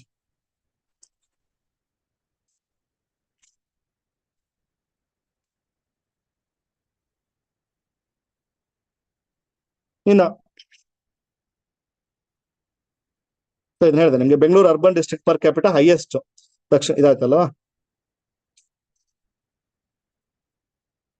ಫೈನ್, ಅದ ಮತ್ತೆ ಉಳಿದಿದೆಲ್ಲ ಡೀಟೇಲ್ಸ್ ಬೇಕಾಗಿಲ್ಲ. ಸೊ ಯಾವ ಒಂದ್ 2-3 ಅಷ್ಟು ತಲೆಗಿರ್ಬೇಕು. ಇನ್ನ ಆ ಚಾಪ್ಟರ್ ಮತ್ತೆ ರಿವಿಸಿಟ್ ಮಾಡ್ಲೇಬೇಕು. ಇಲ್ಲಿ ಜಸ್ಟ್ ಓಕೆ ಏನ್ ಫೋಕಸ್ ಮಾಡ್ತಾ ಇದೀವಿ ಅಂತ ಒಂದು ಐಡಿಯಾ ಬಂತು. ಸರ್ ಇನ್ಕಮ್ ಲೆವೆಲ್ ಯಾರ್ದು ಹೆಚ್ಚಿಗೆ ಪರ್ ಕ್ಯಾಪಿಟಲ್ ಇದೆ, ಸ್ಟೇಟ್ ಇಂದ ಎಷ್ಟಿದೆ, ಈ ತರ ಕ್ವಶನ್ಸ್ ಬರುತ್ತೆ. ಸೊ ಇದರಲ್ಲಿ ಕಂಪ್ಲೀಟ್ ಡಾಟಾ ಇದೆ. Physical development and state finance ಅಲ್ಲಿ ಇದರಲ್ಲಿ ಏನು ಕ್ವಶನ್ ಎಕ್ಸ್ಪೆಕ್ಟ್ ಮಾಡ್ತಾ ಇಲ್ಲ. ಇಲ್ಲಿರೋದ್ರಲ್ಲಿ ಒಳಗಡೆ ಬರುತ್ತೆ. ನಾನು ಬೇಸಿಕ್ಸ್ ಹೇಳ್ಕೊಂಡೇ ಹೋಗ್ತೀನಿ ಪ್ರತಿ ಚಾಪ್ಟರ್, ಡೋಂಟ್ ವರಿ. ಆಯಾ ಚಾಪ್ಟರ್ಗೆ ಅದ್ರ ಬೇಸಿಕ್ಸ್ ಏನೇನ್ ಬರುತ್ತೆ ವರ್ಡ್ಸ್ ಎಕ್ಸ್ಪ್ಲೇನ್ ಮಾಡ್ಕೊಂಡು ಹೇಳ್ಕೊಂಡು ಹೋಗ್ತೀನಿ. ಸೊ ದಟ್ ನಿಮ್ಗೆ ಎಕನಾಮಿ ರಿವಿಷನ್ ಆದಂಗೆ ಆಗುತ್ತೆ, ಮತ್ತೆ ಕಾನ್ಸೆಪ್ಟ್ಸ್ ಆಗುತ್ತೆ. ಇನ್ನು ಇನ್ವೆಸ್ಟ್ಮೆಂಟ್ ಅಲ್ಲಿ ಫಸ್ಟ್ ಲೈನ್ ಏನಿದೆ, first one, Karnataka state attracted 2844 million FDI foreign direct investment, which is 14% of the national share. So this is important. ಇಂಡಿಯಾಕ್ಕೆ ಇನ್ವೆಸ್ಟ್ಮೆಂಟ್ ಟೋಟಲ್ ಬಂದಿರೋದ್ರಲ್ಲಿ ಕರ್ನಾಟಕಕ್ಕೆ ಎಷ್ಟು ಬಂದಿದೆ? 14% ಇದೆ. ಸೊ ಇದನ್ನ ಕೇಳ್ತಾನೆ, ನಮ್ಗೆ ಟೋಟಲ್ FDI ರಿಸೀವ್ ಆಗಿರೋದು ಎಷ್ಟು ಪರ್ಸೆಂಟ್? 14%. ಓಕೆ. ಸೊ ಮತ್ತೆ ನಾವು ಸೆಕೆಂಡ್ ಪ್ಲೇಸ್ ಅಲ್ಲಿ ಇದೇವಿ. ಅವರ ಹೈಯೆಸ್ಟ್ ರಿಸೀವಿಂಗ್ ಸ್ಟೇಟ್ ಯಾವ್ದು ಹಂಗಿದ್ರೆ ಸೆಕೆಂಡ್ ಪ್ಲೇಸ್ ಅಲ್ಲಿ ಕರ್ನಾಟಕ ಇದೆ. ಅದನ್ನ ಕೇಳ್ತಾನೆ, ಹೈಯೆಸ್ಟ್ ಫಾರಿನ್ ಡೈರೆಕ್ಟ್ ಇನ್ವೆಸ್ಟ್ಮೆಂಟ್ ಯಾವ ಸ್ಟೇಟ್ ಸಿಗುತ್ತೆ? ಸೆಕೆಂಡ್ ಕರ್ನಾಟಕ, ಫಸ್ಟ್ ಯಾವ್ದು? ಗುಜರಾತ, ಮಹಾರಾಷ್ಟ್ರನ? ಮಹಾರಾಷ್ಟ್ರ ನೋಡಿ, ಪಕ್ಕನಾ? ಮಹಾರಾಷ್ಟ್ರ. ಓಕೆ. ಸೊ ನೆನ್ಪಿಟ್ಕೊಳ್ಳಿ, ಕೆಲವೊಂದ್ಸರಿ ಹೆಂಗಾರೆ ಕರ್ನಾಟಕ ಇರ್ಬೇಕು ಅದಕ್ಕೆ ಕೊಟ್ಟಿದ್ದಾನ, ಅದು ಬೇಡ. ಸೆಕೆಂಡ್ ಅಲ್ಲಿ ಇದೆ ಕರ್ನಾಟಕದ 14% ಇದೆ. ಇನ್ನ ಇಲ್ಲಿದೆ ನೋಡಿ ಲಾಸ್ಟ್ ಲೈನ್, ನಾವು ಕರ್ನಾಟಕದಿಂದಾನೇ ಕಾಂಟ್ರಿಬ್ಯೂಷನ್ ಟೋಟಲ್ ಎಕ್ಸ್ಪೋರ್ಟ್ಸ್, ಅರ್ಥ ಆಗ್ತಿದೆಯಲ್ಲ, ಸಾಫ್ಟ್ವೇರ್ ಎಕ್ಸ್ಪೋರ್ಟ್ಸ್ ಇಂಡಿಯಾದಿಂದ ಆಗೋದ್ರಲ್ಲಿ 40% ಕರ್ನಾಟಕ, ಅದರಲ್ಲಿ ಮೆಜಾರಿಟಿ ಬೆಂಗಳೂರು. 40 ಅಂತಂದ್ರೆ ಆಲ್ಮೋಸ್ಟ್ ಸ್ವಲ್ಪ ಮೈಸೂರಲ್ಲಿ ಇದೆ, ಇಲ್ಲೊಂದು ಕಂಪ್ನಿಗಳು ಇರ್ಬೋದು, but majority from Bengaluru only. But anyway software export ಅಲ್ಲಿ ಅರ್ಥ ಆಗ್ತಿದೆಯಲ್ಲ, ಇಂಡಿಯಾದಕ್ಕೆ ಕಾಂಟ್ರಿಬ್ಯೂಷನ್ 40% ಕರ್ನಾಟಕದಿದೆ. ಓಕೆ. ಸೊ ಯಾಕಿದೆ ಕರ್ನಾಟಕದ ಇಷ್ಟೊಂದು ಹೆಂಗೆ ಹೈ ಇದೆ? What is the reason for that? Reason ಏನು? ಈ ಕಣ್ಣೀರು ಕಾಣ್ತೀರಿ ಸರ್, ಇಷ್ಟೊಂದು ಇದಾವೆ, ಕರೆಕ್ಟ್. ಅಷ್ಟೊಂದು ಯಾಕೆ ಇಲ್ಲಿದ್ದಾವೆ? ಬೇರೆ ಸ್ಟೇಟ್ ಅಲ್ಲಿ ಯಾಕಿಲ್ಲ, ಬೇರೆ ಪ್ಲೇಸ್ ಅಲ್ಲಿ ಯಾಕಿಲ್ಲ? ಇನ್ಫ್ರಾಸ್ಟ್ರಕ್ಚರ್, ನಮ್ಮ ಪಾಲಿಸಿಗಳು, ಗವರ್ಮೆಂಟ್ ಪಾಲಿಸಿಗಳು, 2000 ಅಲ್ಲಿ ಬಂದಂತ IT ಪಾಲಿಸಿ ಅಂದ್ರೆ ಬೇಸಿಕಲಿ ಗವರ್ಮೆಂಟ್ ಸಪೋರ್ಟ್ ಮತ್ತೆ ಇನ್ಫ್ರಾಸ್ಟ್ರಕ್ಚರ್ ಇರೋದಕ್ಕೇನೆ. ಸೊ ಇವತ್ತು ಈಗ ಸ್ಟೀಲ್ ಬ್ರಿಡ್ಜ್ ಯಾರು ಕನ್ಸ್ಟ್ರಕ್ಷನ್ ಮಾಡ್ತಿರೋದು ಯಾಕೆ? ಪ್ಲಾನ್ ಯಾಕೆ ಪ್ರಪೋಸ್ ಮಾಡಿದ್ರು? ಇದೇ ಕಾರಣಕ್ಕೇನೆ. ಈಗ ಏರ್ಪೋರ್ಟ್ ಟ್ರಾವೆಲಿಂಗ್ ಟೈಮ್ ನ ರೆಡ್ಯೂಸ್ ಮಾಡಕ್ಕೆ ಸದ್ಯಕ್ಕೆ ಹೆಲಿಕಾಪ್ಟರ್ ಸರ್ವಿಸ್ ಇದೆ, ಗೊತ್ತಲ್ವಾ? ಏರ್ಪೋರ್ಟ್ ನಿಮ್ಗೆ ಎಲೆಕ್ಟ್ರಾನಿಕ್ ಸಿಟಿ ಅಲ್ಲಿಗೆಲ್ಲ 4000 rupees. ಓಕೆ, ಅವ್ನ್ ಬರಕಲ್ಲಿ 2000 ಕೊಟ್ಟಿರ್ತಾನೆ, ಇಲ್ಲಿಗೆ 4000 ರೂಪಾಯಿ ಕೊಟ್ಟು ಇರೋದೇ ಹಂಗಿದೆ. ನಾವು ನೀವು ಕೆಲವೊಂದು ಪ್ಲೇಸ್ಗಳಿಗೆ 1000 rupees ಅಲ್ಲಿ ಫ್ಲೈಟ್ ಬುಕ್ ಮಾಡ್ಬೋದು. ಏರ್ಪೋರ್ಟ್ ರೀಚ್ ಆಗಕ್ಕೆ 1000, 1500 ರೂಪಾಯಿ ಕ್ಯಾಬ್ ಇಡ್ಬೇಕು. ಓಕೆ. ಇವನ್ ಹೋಗ್ಲಿ KSRTC ಬಸ್, ಇದು BMTC ಬಸ್ ಹತ್ರ ಅದು ಕಾಸ್ಟ್ಲಿ. ಎಷ್ಟು? 400 ರೂಪಾಯಿನ 500 ರೂಪಾಯಿನ ಟಿಕೆಟ್? 250 ಇಲ್ಲ, ಜಾಸ್ತಿ ಇದೆ. ಮುಂಚೆ ಇತ್ತು 250. ಓಕೆ, 250 ಇದೆಯಾ? ಜಾಸ್ತಿ ಇದೆ ಅಂತ. ಓಕೆ. ಚಂಡೀಗಢ ಹೋದಾಗ ನಾನು ಇಲ್ಲಿ ಎಕ್ಸ್ಪೆಕ್ಟೇಷನ್ ಇಟ್ಕೊಂಡು ಅಲ್ಲಿ ಬಸ್ ಹತ್ತಿದ್ವಿ, ಕೇಳಿದ್ವಿ ಕ್ಯಾಬ್ಗೆ ಎಷ್ಟು ಅಂತ. 700 ರೂಪಾಯಿ ಹೇಳ್ದ. ಅಲ್ಲಿದ್ದೊಬ್ಬನದ ಬಸ್ ಇದೆ ಹತ್ತಿ ಅಂದ, ಎದುರುಗಡೆನೆ ಇತ್ತು. ಸೊ ಬಸ್ ಹತ್ತಿದ್ರೆ ನಾನು 500 ರೂಪೀಸ್ ನೋಟ್ ಕೊಟ್ಟೆ, ಚೇಂಜ್ ಕೊಡಿ ಅಂದ. ಓಕೆ, 200 ರೂಪೀಸ್ ಕೊಟ್ಟೆ, ಚೇಂಜ್ ಕೊಡಿ ಅಂದ. 25 ರೂಪೀಸ್ ಇತ್ತು. 25 ರೂಪೀಸ್ ಟಿಕೆಟ್, 50 ರೂಪಾಯಿ. ನನ್ನ ತಲೆಯಲ್ಲಿ ಬೆಂಗಳೂರು ಪ್ರೈಸ್ ತಲೆ ಇಟ್ಕೊಂಡು ಏರ್ಪೋರ್ಟ್ ಸರ್ವಿಸ್ಗೆ ಇರುತ್ತೆ ಅಟ್ಲೀಸ್ಟ್ 200 ಹಿಂಗೆ ಅಂತಂದು ಹೇಳ್ಬಿಟ್ಟು ಕೊಟ್ರೆ. ಸೊ ಕಾಸ್ಟ್ಲಿ ಎಷ್ಟು ಇಲ್ಲಿ. ಓಕೆ, ಅಂದ್ರೆ ಎಷ್ಟು ಮ್ಯಾಟರ್ ಆಗುತ್ತೆ ಅಂತ. ಈಗ ನೀವು ಎಷ್ಟೋ ಸರಿ ಏರ್ಪೋರ್ಟ್ ಹೋಗಕ್ ರೆಡಿ ಇದ್ರು ಈ ಕಾಸ್ಟ್ ತಲೆಗೆ ಇಟ್ಕೊಂಡು ಬೇಡಪ್ಪ ಬಸ್ ಹತ್ತನ ಅಂತ. ಈಗ ಫಾರ್ ಎಕ್ಸಾಂಪಲ್ ಇಲ್ಲೇ ನೀವು ಹುಬ್ಳಿಗೆ ಹೋಗ್ಬೇಕು, ಶಿವಮೊಗ್ಗಕ್ಕೆ ಹೋಗ್ಬೇಕು ಅಂದ್ರೆ ಟಿಕೆಟ್ ತಗೊಳಕ್ ರೆಡಿ ಇರ್ತೀರಿ, ಅರ್ಥ ಆಗ್ತಿದೆ? 1000 ರೂಪಾಯಿ 2000 ರೂಪಾಯಿ ಕೊಟ್ಟು. ಬಟ್ ಇಲ್ಲಿಂದ ಅಲ್ಲಿಗೆ ಹೋಗಕ್ಕೆ 2 ಗಂಟೆ, ಅವನು ಕರ್ಕೊಂಡು ಹೋಗಕ್ಕೆ ಮತ್ತೆ 1 ಗಂಟೆ. ಸೊ ಅದಕ್ಕಿಂತ ಬೆಟರ್ ಬಸ್ ಹತ್ಕೊಂಡು ಹೋಗೋದು, ಟ್ರೈನ್ ಹೋಗೋದು ಬೆಟರ್ ಅನ್ಸುತ್ತೆ. ಸೊ ಇನ್ಫ್ರಾಸ್ಟ್ರಕ್ಚರ್ ಎಷ್ಟು ಮ್ಯಾಟರ್ ಆಗುತ್ತೆ ಅಂದ್ರೆ ಅದಕ್ಕೆ ಅದೇ ಕಾರಣಕ್ಕೆ ಡೆಲ್ಲಿನಲ್ಲಿ ಇದೆ ಅಲ್ವಾ ಮೆಟ್ರೋ ಸರ್ವಿಸ್ ಏರ್ಪೋರ್ಟ್ಗೆ, ಅದೇ ತರ ಇಲ್ಲಿ ಸೊ ಸ್ಮೂತನ್ ಮಾಡಕ್ಕೋಸ್ಕರನೇ ಸ್ಟೀಲ್ ಬ್ರಿಡ್ಜ್ ಪ್ರಪೋಸಲ್ ಇತ್ತು, ಬಟ್ ಅದು ಎನ್ವೈರನ್ಮೆಂಟಲಿಸ್ಟ್ ಅಪೋಸಿಷನ್ ಇಂದ ಸ್ಟಾಪ್ ಆಯ್ತು. ಸೊ ಹಂಗೆ ಯಾವ್ದ್ರ ಬಗ್ಗೆ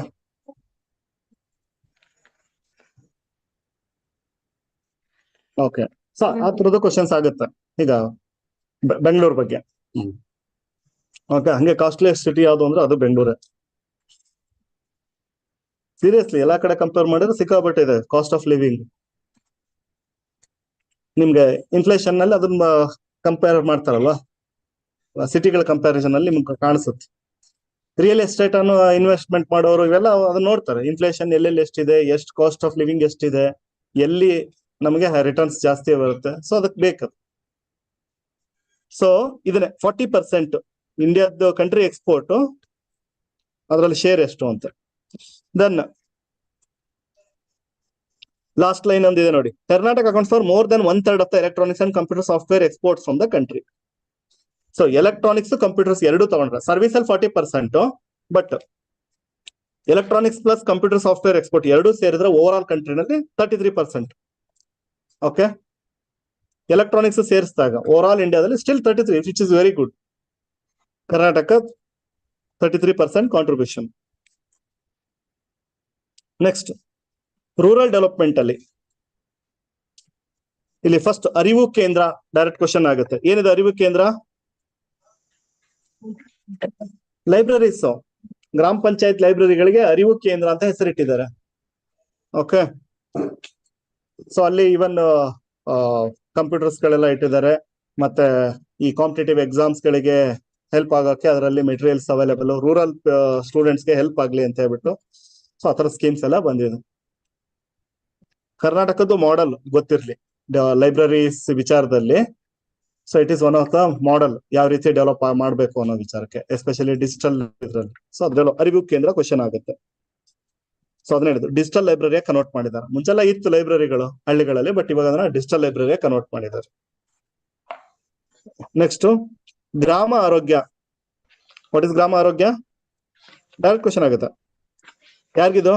ಇವೆಲ್ಲ ಪ್ರೆಡಿಕ್ಟ್ ಮಾಡಕ್ ಹೋದ್ರೆ ಹೋಗ್ಬಿಡ್ತೀರಾ ನೀವು. ಪ್ರೆಡಿಕ್ಟ್ ಮಾಡ ಅವ್ನಿಗೆ ಅದಕ್ಕೆ ಎಂತ ಹಾಕೋದು ಗ್ರಾಮ ಆರೋಗ್ಯ. ಯಾರಿಗಿದು? ಯಾರ್ಗೆ? ನರೇಗಾದಲ್ಲಿ ವರ್ಕ್ ಮಾಡೋರ್ಗೆ. ನಮ್ ತಲೆಗೆ ಗ್ರಾಮ ಆರೋಗ್ಯ ಅಂದ್ರೆ ಓಕೆ ಎಲ್ಲಾರ್ಗು ಇರುತ್ತೆ ಅನ್ನೋ ಲೆಕ್ಕದಲ್ಲಿ ಇರ್ತೀವಿ. So mainly non communicable diseases among NREGA labours at N early stage. ಅರ್ಥ ಆಗ್ತಿದೆಯಲ್ಲ? ಅವ್ರಿಗೆಲ್ಲ ಹೆಲ್ತ್ ಕಿಟ್ಸ್ ಎಲ್ಲ ಕೊಟ್ಟಿದ್ದಾರೆ. ಓಕೆ, 31 ಡಿಸ್ಟ್ರಿಕ್ಟ್ಸ್ ಅಲ್ಲೂ ಏನೇನ್ ಮಾಡ್ತಾರೆ ಅಂತ ಅವ್ರು ಹೇಳ್ತಾ ಇದ್ರು. ಬ್ಲಡ್ ಪ್ರೆಷರ್, ಡಯಾಬಿಟೀಸ್, ಸೊ ಈ ತರದ್ದು ಎಲ್ಲ ಅದಕ್ಕೂ ನೋಡ್ಕೊತಾರೆ. ಸೊ ಬಟ್ ಗ್ರಾಮ ಆರೋಗ್ಯ ವರ್ಡ್ ನೋಡ್ಬಿಟ್ರೆ ಬೇರೆ ಏನೋ ಫೀಲಿಂಗ್ ಆಗತ್ತೆ, ಏನೋ ಹೊಸದಾಗಿ ಎಲ್ಲಾರ್ಗು ಕೊಟ್ಟಿದ್ದಾರೆ ಅಂತ. ಇದು ಪರ್ಟಿಕ್ಯುಲರ್ಲಿ ನರೇಗಾ ಲೇಬರರ್ಸ್ಗೆ ಕೊಟ್ಟಿರುವಂತದ್ದು. ಓಕೆ,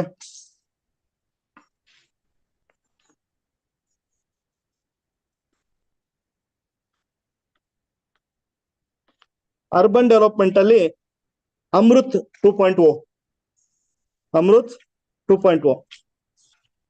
ಓಕೆ, ಉಳಿದಿರೋದು ನಿಜವಾಗ್ಲೂ ಇಂಪಾರ್ಟೆಂಟ್ ಇಲ್ಲ. ನಾನು ಲೈನ್ ಬೈ ಲೈನ್ ಓದ್ಬಿಟ್ಟೆ ಇದನ್ನ ಮಾಡ್ಕೊಂಡ್ ಬರೋದು. ಅಲ್ಲೆಲ್ಲ ನಂಬರ್ಸ್ ನೆನ್ಪಿಟ್ಕೊಳಕ್ ಆಗಲ್ಲ.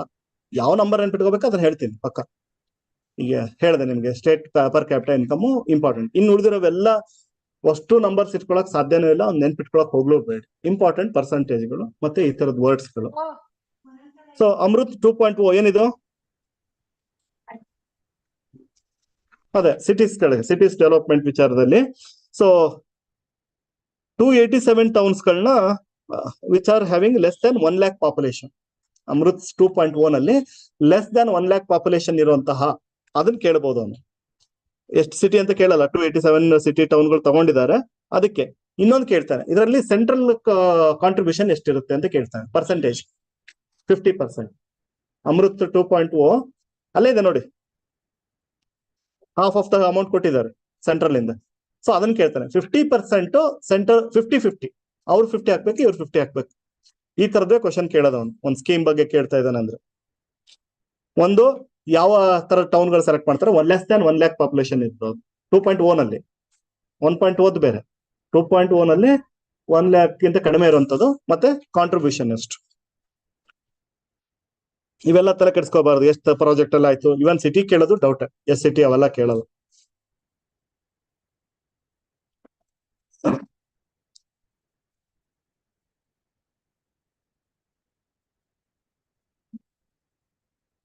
ಸೊ ಅಗ್ರಿಕಲ್ಚರ್ ಅಂತ ಬಂದಾಗ ಇದು ಜಸ್ಟ್ ಟ್ರೈಲರು.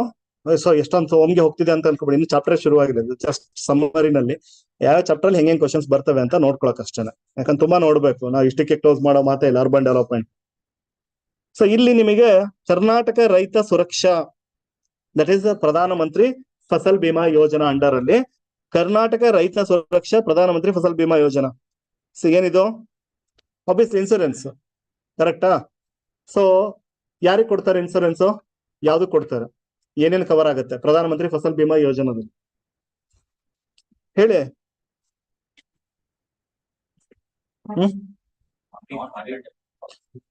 ಎರಡಕ್ಕೂ ಪ್ರಾಫಿಟ್ ಕೊಡ್ತಾರೆ. ಸೊ ಒಂದು ಇಷ್ಟು ಪ್ರೀಮಿಯಂ ಅಂತ ಫಿಕ್ಸ್ ಮಾಡ್ತಾರೆ. ಮುಂಚೆ ತುಂಬಾ ಕಾಂಪ್ಲಿಕೇಟೆಡ್ ಇತ್ತು, ಈಗ ಅದನ್ನು ಸಿಂಪಲ್ ಮಾಡಿದ್ದಾರೆ, ಎರಡೇ ಮಾಡಿದ್ದಾರೆ. ಮುಂಚೆ ಕ್ರಾಪ್ಗೂ ವೇರಿಯೇಷನ್ಸ್ ಗಳಿರೋದಿತ್ತು ಅರ್ಲಿಯರ್ ಸ್ಕೀಮ್ಗಳಲ್ಲಿ. ಪ್ರಧಾನ ಮಂತ್ರಿ ಫಸಲ್ ಬಿಮಾ ಯೋಜನಾದಲ್ಲಿ ಎರಡೇ ವೆರೈಟಿ ಮಾಡಿದ್ದಾರೆ, ಪ್ರೀಮಿಯಂ ಎಷ್ಟು ಪೇ ಮಾಡ್ಬೇಕು ಅಂತ ಹೇಳ್ಬಿಟ್ಟು. ಸೊ ಏನಾದ್ರೆ ಕೊಡ್ತಾರ, ಕ್ರಾಪ್ ಅಂದ್ರೆ ನ್ಯಾಚುರಲ್ ಕೆಲಾಮಿಟಿ ಕೊಡ್ತಾರ, ಓಕೆ, ಮತ್ತೆ ವೆದರ್ ಬೇಸ್ಡ್ ಇನ್ಸೂರೆನ್ಸ್ ಸ್ಕೀಮು, ಇದು ಯಾವ್ಯಾವ ಕೊಡ್ತಾರ ಅಂದ್ರೆ ಹಾರ್ವೆಸ್ಟಿಂಗ್ ಟೈಮಲ್ಲಿ ಇದು ಕೊಡ್ತಾರ ಅಥವಾ ಸೋಯಿಂಗ್ ಟೈಮಲ್ಲಿ ಕೊಡ್ತಾರ? ಯಾವ ಟೈಮಿಗೆ ಕೊಡ್ತಾರಪ್ಪ?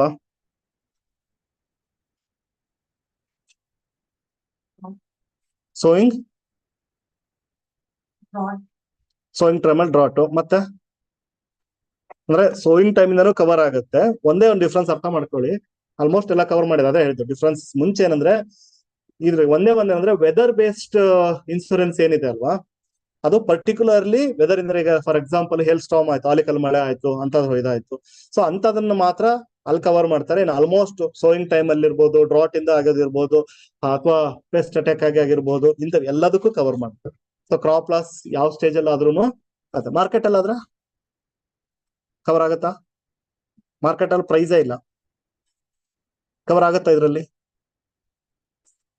ಅಲ್ಲೂ ಲಾಸ್ ಆಗ್ಬೋದಲ್ಲ, ಎಷ್ಟೋ ಸರಿ ರೋಡ್ಗೆ ಟೊಮೆಟೊ ಸುರಿದ್ಬಿಟ್ಟು ಹೋಗ್ತಾರಲ್ಲ. ಸೊ ಕವರ್ ಆಗತ್ತಾ ಇನ್ಸೂರೆನ್ಸ್? ಆಗಲ್ಲ.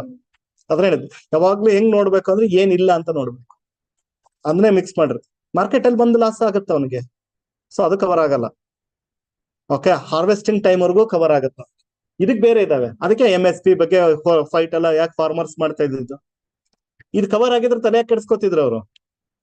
ಏನಕ್ಕೆ ಅಂದ್ರೆ ನೀವು ಪರ್ಚೇಸ್ ಮಾರ್ಕೆಟ್ ಸೈಡ್ ಅಲ್ಲಿ ಇಲ್ಲ, ಅದನ್ನೇ ಎನ್ಶೂರ್ ಮಾಡಿ ಅಂತ. ಓಕೆ, ಸೊ ಎನಿವೆ ಮತ್ತೆ ಡೀಟೇಲ್ ಆಗಿ ಅದನ್ನ ಒಳಗಡೆ ಬರುತ್ತೆ, ಜಸ್ಟ್ ಐಡಿಯಾ ಇಟ್ಕೊಳ್ಳಿ. ಅದೇ ತರ ಕೃಷಿ ಭಾಗ್ಯ ಸ್ಕೀಮ್. ವಾಟ್ ಇಸ್ ಕೃಷಿ ಭಾಗ್ಯ?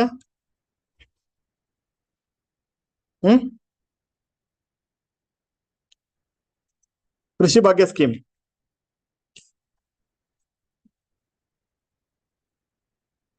ಎನಿವನ್ ಇಲ್ಲ ಓದಿರವಲ್ಲ ನಮ್ಮ ಇವೆಲ್ಲ? ಏನಮ್ಮ ಸಬ್ಸಿಡಿ ಯಾರಿಗೆ ಅಂದ್ರೆ ಯಾವ್ದಕ್ ಕೊಡ್ತಾರೆ? ಇನ್ ಜನರಲ್ ಫಾರ್ಮರ್ಸ್ ಕೊಡುವಂತದ್ದು ಇದು ಕೃಷಿ ಭಾಗ್ಯ ಅಷ್ಟೇ. ಅಗ್ರಿಕಲ್ಚರ್ ಮಾಡೋದಕ್ಕೆ ಸಿಗಂತ ಸಬ್ಸಿಡಿ ಕೃಷಿ ಭಾಗ್ಯ. Okay, Pashu Bhagya, so for that rearing, ಆಯ್ತಾ? ಸೊ ಇದು ಕೃಷಿ ಭಾಗ್ಯ. ಸೊ ಎಲ್ಲದಕ್ಕೂ ಭಾಗ್ಯಗಳಂದ್ರೆ they are getting with subsidy ಅಥವಾ ಫ್ರೀ ಆಫ್ ಕಾಸ್ಟ್. ಸೊ ಇಲ್ಲಿ ಸಬ್ಸಿಡಿ ಸಿಗ್ತಾ ಇದೆ. ಓಕೆ, ಸೊ ಇಲ್ಲಿ ಏನು ಆರ್ಗ್ಯಾನಿಕ್ ಸರ್ಟಿಫಿಕೇಶನ್ ಸ್ಕೀಮ್ ಒಂದಿದೆ, ಕಾಣಿಸ್ತಾ ಇದೆಯಾ? ಈಗ ಇತ್ತೀಚೆಗೆಲ್ಲ ನೀವು ಸಾವಯವ ಕೃಷಿ ಪದ್ಧತಿಗೆ ಇಂಪಾರ್ಟೆನ್ಸ್ ಕೊಡ್ತಾ ಇರೋದು ಆರ್ಗ್ಯಾನಿಕ್ ಸರ್ಟಿಫಿಕೇಶನ್ ಸ್ಕೀಮ್. ಸೊ ಎಷ್ಟು ಏರಿಯಾ ಆರ್ಗ್ಯಾನಿಕ್ ಇದ್ರ ಅಂಡರ್ಲಿ ಬಂದಿದೆ ಕರ್ನಾಟಕದಲ್ಲಿ? ಎಷ್ಟು ಏರಿಯಾ? ಯಾಕೆ ಅಂತಂದ್ರೆ ಒಂದು ಹೆಲ್ತ್ ಬೆನಿಫಿಟ್ಸ್ ಮತ್ತೆ ಎನ್ವೈರನ್ಮೆಂಟ್ ಗೆ ಹಾರ್ಮ್ ಆಗ್ತಿರೋ ತಪ್ಸಕ್ಕೆ ನಾವು ಅದಕ್ಕೆ ಫೋಕಸ್ ಮಾಡ್ತಾ ಇದೀವಿ. ಸೊ ಟೋಟಲ್ ಕರ್ನಾಟಕದಲ್ಲಿ ಎಷ್ಟು ಏರಿಯಾ ಇದೆ, ಎಷ್ಟು ಪರ್ಸೆಂಟೇಜ್ ಇದೆ? ಅಗೇನ್ ಚಾಪ್ಟರ್ ಅಲ್ಲಿ ಡೀಟೇಲ್ಸ್ ಆಗಿ ಬರೋಣ. ಸೊ ಅದನ್ನ ನಾವು ನೋಡ್ಬೇಕಾಗುತ್ತೆ, ಅಲ್ಲಿ ಎಷ್ಟು ಪರ್ಸೆಂಟೇಜ್, ಅದು ಇಂಪ್ರೂವ್ಮೆಂಟ್ ತೋರಿಸ್ತಾ ಹೋಗುತ್ತೆ. ಓಕೆ, ನಂಬರ್ಸ್ ಎಲ್ಲ ನೆನ್ಪಿಟ್ಕೋಬೇಡಿ, ಪರ್ಸೆಂಟೇಜ್ ವೈಸ್ ನೋಡ್ಕೊಳ್ಳೋಣ. ಅದೇ ತರ ರೈತ ಸಿರಿ ಯೋಜನೆ ಯಾವ್ದಕ್ಕಿದು? ಮಿಲೆಟ್ಸ್ಗೆ. ರೈತ ಸಿರಿ ಯೋಜನೆ ಮಿಲೆಟ್ಸ್ ನ ಪ್ರಮೋಟ್ ಮಾಡ್ತಾ ಇದ್ದೀವಿ. ಯಾಕೆ ಅಂತಂದ್ರೆ ಒಂದು ಫುಡ್ ಡೈವರ್ಸಿಟಿ ಹಾಳು ಮಾಡಿದ್ದೀವಿ, ಸೊ ಮಿಲೆಟ್ಸ್ ವಾಪಸ್ ರೀಇಂಟ್ರೊಡ್ಯೂಸ್. ಎರಡನೇದು ಹೆಲ್ತ್ ಬೆನಿಫಿಟ್ಸ್. ಮೈಕ್ರೋ ನ್ಯೂಟ್ರಿಯೆಂಟ್ಸ್ ನಮಗೆ ಸಿಗ್ತಾ ಇಲ್ಲ.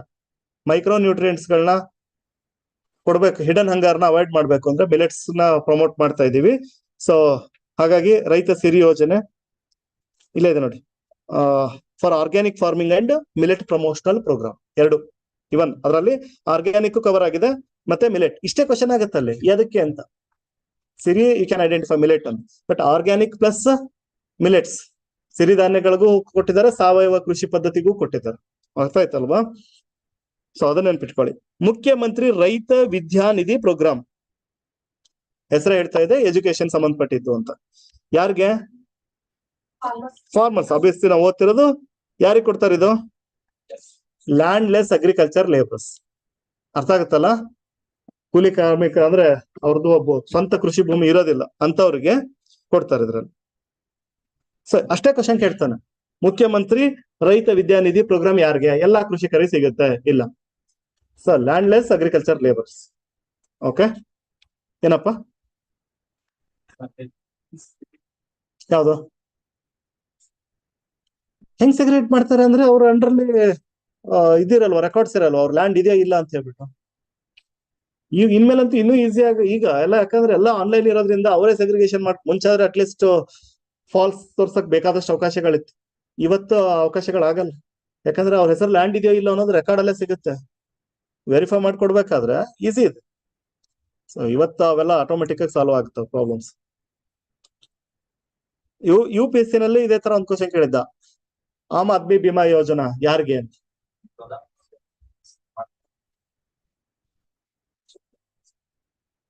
ಫಾರ್ಮರ್ಸ್ಗೆ. ಫೈನ್ ಅಲ್ಲ ಹೇಳಿದ್ದು? ಓಕೆ. ಸೊ ಅದನ್ನ ಹೇಳಿದ್ವಿ ನೀವು ಮತ್ತೊಂದು ಅದೇ ತರದ್ ಹೇಳಿದ್ರಿ.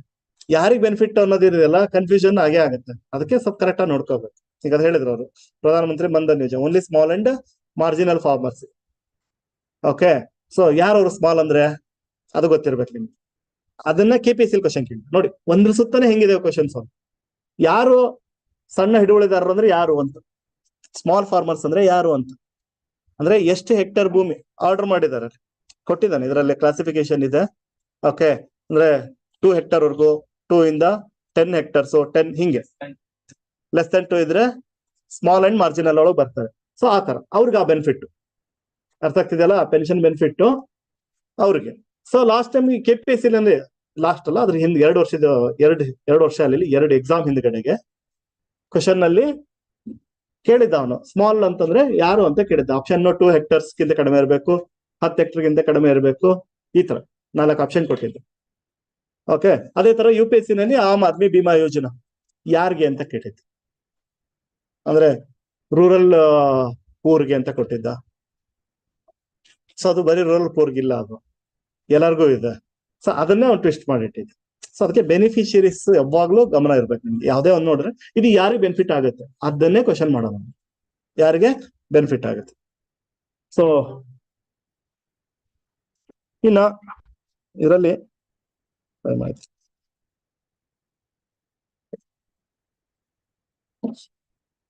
ಇಲ್ಲಿ ಲಾಸ್ಟ್ ಇಂದ ಥರ್ಡ್ ಒನ್, ಹಾರ್ಟಿಕಲ್ಚರ್ ಗಿಂತ ಮುಂಚೆ Amrit farmer fisherman weaver producer organisation ಬಹಳ ಇಂಪಾರ್ಟೆಂಟ್. ಓಕೆ, ಇಲ್ಲೊಂದು ಅಮೃತ್ ಇದೆ. ಕರೆಂಟ್ ಅಫೇರ್ಸ್ ಅಲ್ಲಿ ಒಂದು ಅಮೃತ್ ನೋಡಿದೀವಿ, ಅಮೃತ್ ಸಿಟಿ ನೋಡಿದೀವಿ. UTH ITH ಎಲ್ಲ ಹೇಳ್ಬೇಡಿ, ಎಕ್ಸಾಮ್ ಅಲ್ಲಿ ನಿಮ್ಗೆ ಅವೆಲ್ಲ ತಲೆಗೆ ಬರಲ್ಲ. ಸೊ ನೆನ್ಪಿರ್ಬೇಕಷ್ಟೇ, ಆಯ್ತಾ? ಅಂದ್ರೆ ಹಂಗ್ ನೆನ್ಪಿಟ್ಕೊ, ಅಂದ್ರೆ ಹಿಂಗಿದೆ ಅಂತಂದ್ರೆ ತಲೆಗೆ ಹೋಗುತ್ತೆ, ಇಲ್ಲ ಅಂದ್ರೆ ಅಮೃತ್ ಅಂತ ಅನ್ಕೊಂತೀವಿ. ಆಮೇಲೆ ಅಮೃತ್ ಒಂದು ಬ್ರೀಡ್ ಕೂಡ ಇದೆ, ಗೊತ್ತಲ್ವಾ? ಅಮೃತ್ ಮಹಲ್, ರೈಟ್? ಸೊ ಅಮೃತ್ ಸಿಟಿಗಳಿದೆ, ಅದ್ರಲ್ಲಿ 1.0 2.0 ಇದೆ. Amrit Kerala government anti microbial resistance stop ಮಾಡಕ್ಕೆ ಒಂದು ಸ್ಕೀಮ್ ಮಾಡಿದೆ, ಅದನ್ನ ಡಿಸ್ಕಸ್ ಮಾಡಿದೀವಿ. ಸೊ ಇಲ್ಲಿ ಅಮೃತ್ ಇದೆ ಕರ್ನಾಟಕದಲ್ಲಿ. ಇದು ಯಾವ್ದು ಅಮೃತ್? ಒಂದು ಬ್ರೀಡ್ದು, ಇನ್ನೊಂದು 3ಕ್ಕೂ ಮಾಡಿದ್ದಾರೆ. ಫಾರ್ಮರ್ ಫಿಶರ್ಮನ್ ವೀವರ್ಗೆ ಪ್ರೊಡ್ಯೂಸರ್ ಆರ್ಗನೈಸೇಷನ್ ಕೇಳಿರ್ತೀರಾ, FPO. ಫಾರ್ಮರ್ ಪ್ರೊಡ್ಯೂಸರ್ ಆರ್ಗನೈಸೇಷನ್ ಕೇಳಿರ್ತೀರಲ್ವಾ. ಸೊ ಅದನ್ನ ಇಲ್ಲಿ ಕರ್ನಾಟಕದಲ್ಲಿ ಫಾರ್ಮರ್ಗೂ ಮಾಡಿದ್ದಾರೆ, ಫಿಶರ್ಮೆನ್ಗೂ ಮಾಡಿದ್ದಾರೆ, ವೀವರ್ಸ್ಗೂ ಮಾಡಿದ್ದಾರೆ.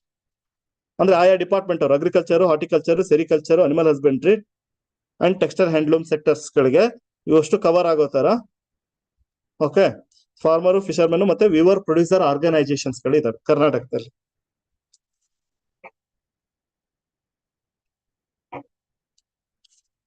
ಓಕೆ ಟೈಮ್ ಹಿಡಿಯುತ್ತೆ, ನಾಳೆ ಇದನ್ನ ಕಂಪ್ಲೀಟ್ ಮಾಡೋಣ. ಸೊ ಅಂದ್ರೆ ಜಸ್ಟ್ ಓವರ್ ಆಲ್ ಒಂದೊಂದು ಚಾಪ್ಟರ್ ಯಾವ ತರ ಕ್ವಶನ್ ಬರುತ್ತೆ ಅಂತ, ಆಮೇಲೆ ಚಾಪ್ಟರ್ ವೈಸ್ ಮೂವ್ ಮಾಡ್ಕೊಂಡು ಹೋಗೋಣ. ಓಕೆನಾ? ಸೊ ಹಿಂಗೆ ಹೋಗೋಣ ಅಂದ್ರೆ ಬುಕ್ ಇಟ್ಕೊಳ್ಳೋದು ಉತ್ತಮ. ಸಾಫ್ಟ್ ನೀವು ಟ್ಯಾಬ್ ಇಟ್ಕೊಂಡ್ರು ಓಕೆ, ಬುಕ್ ಒರಿಜಿನಲ್ ಇಟ್ಕೊಂಡ್ ಬಂದ್ರು ಓಕೆ.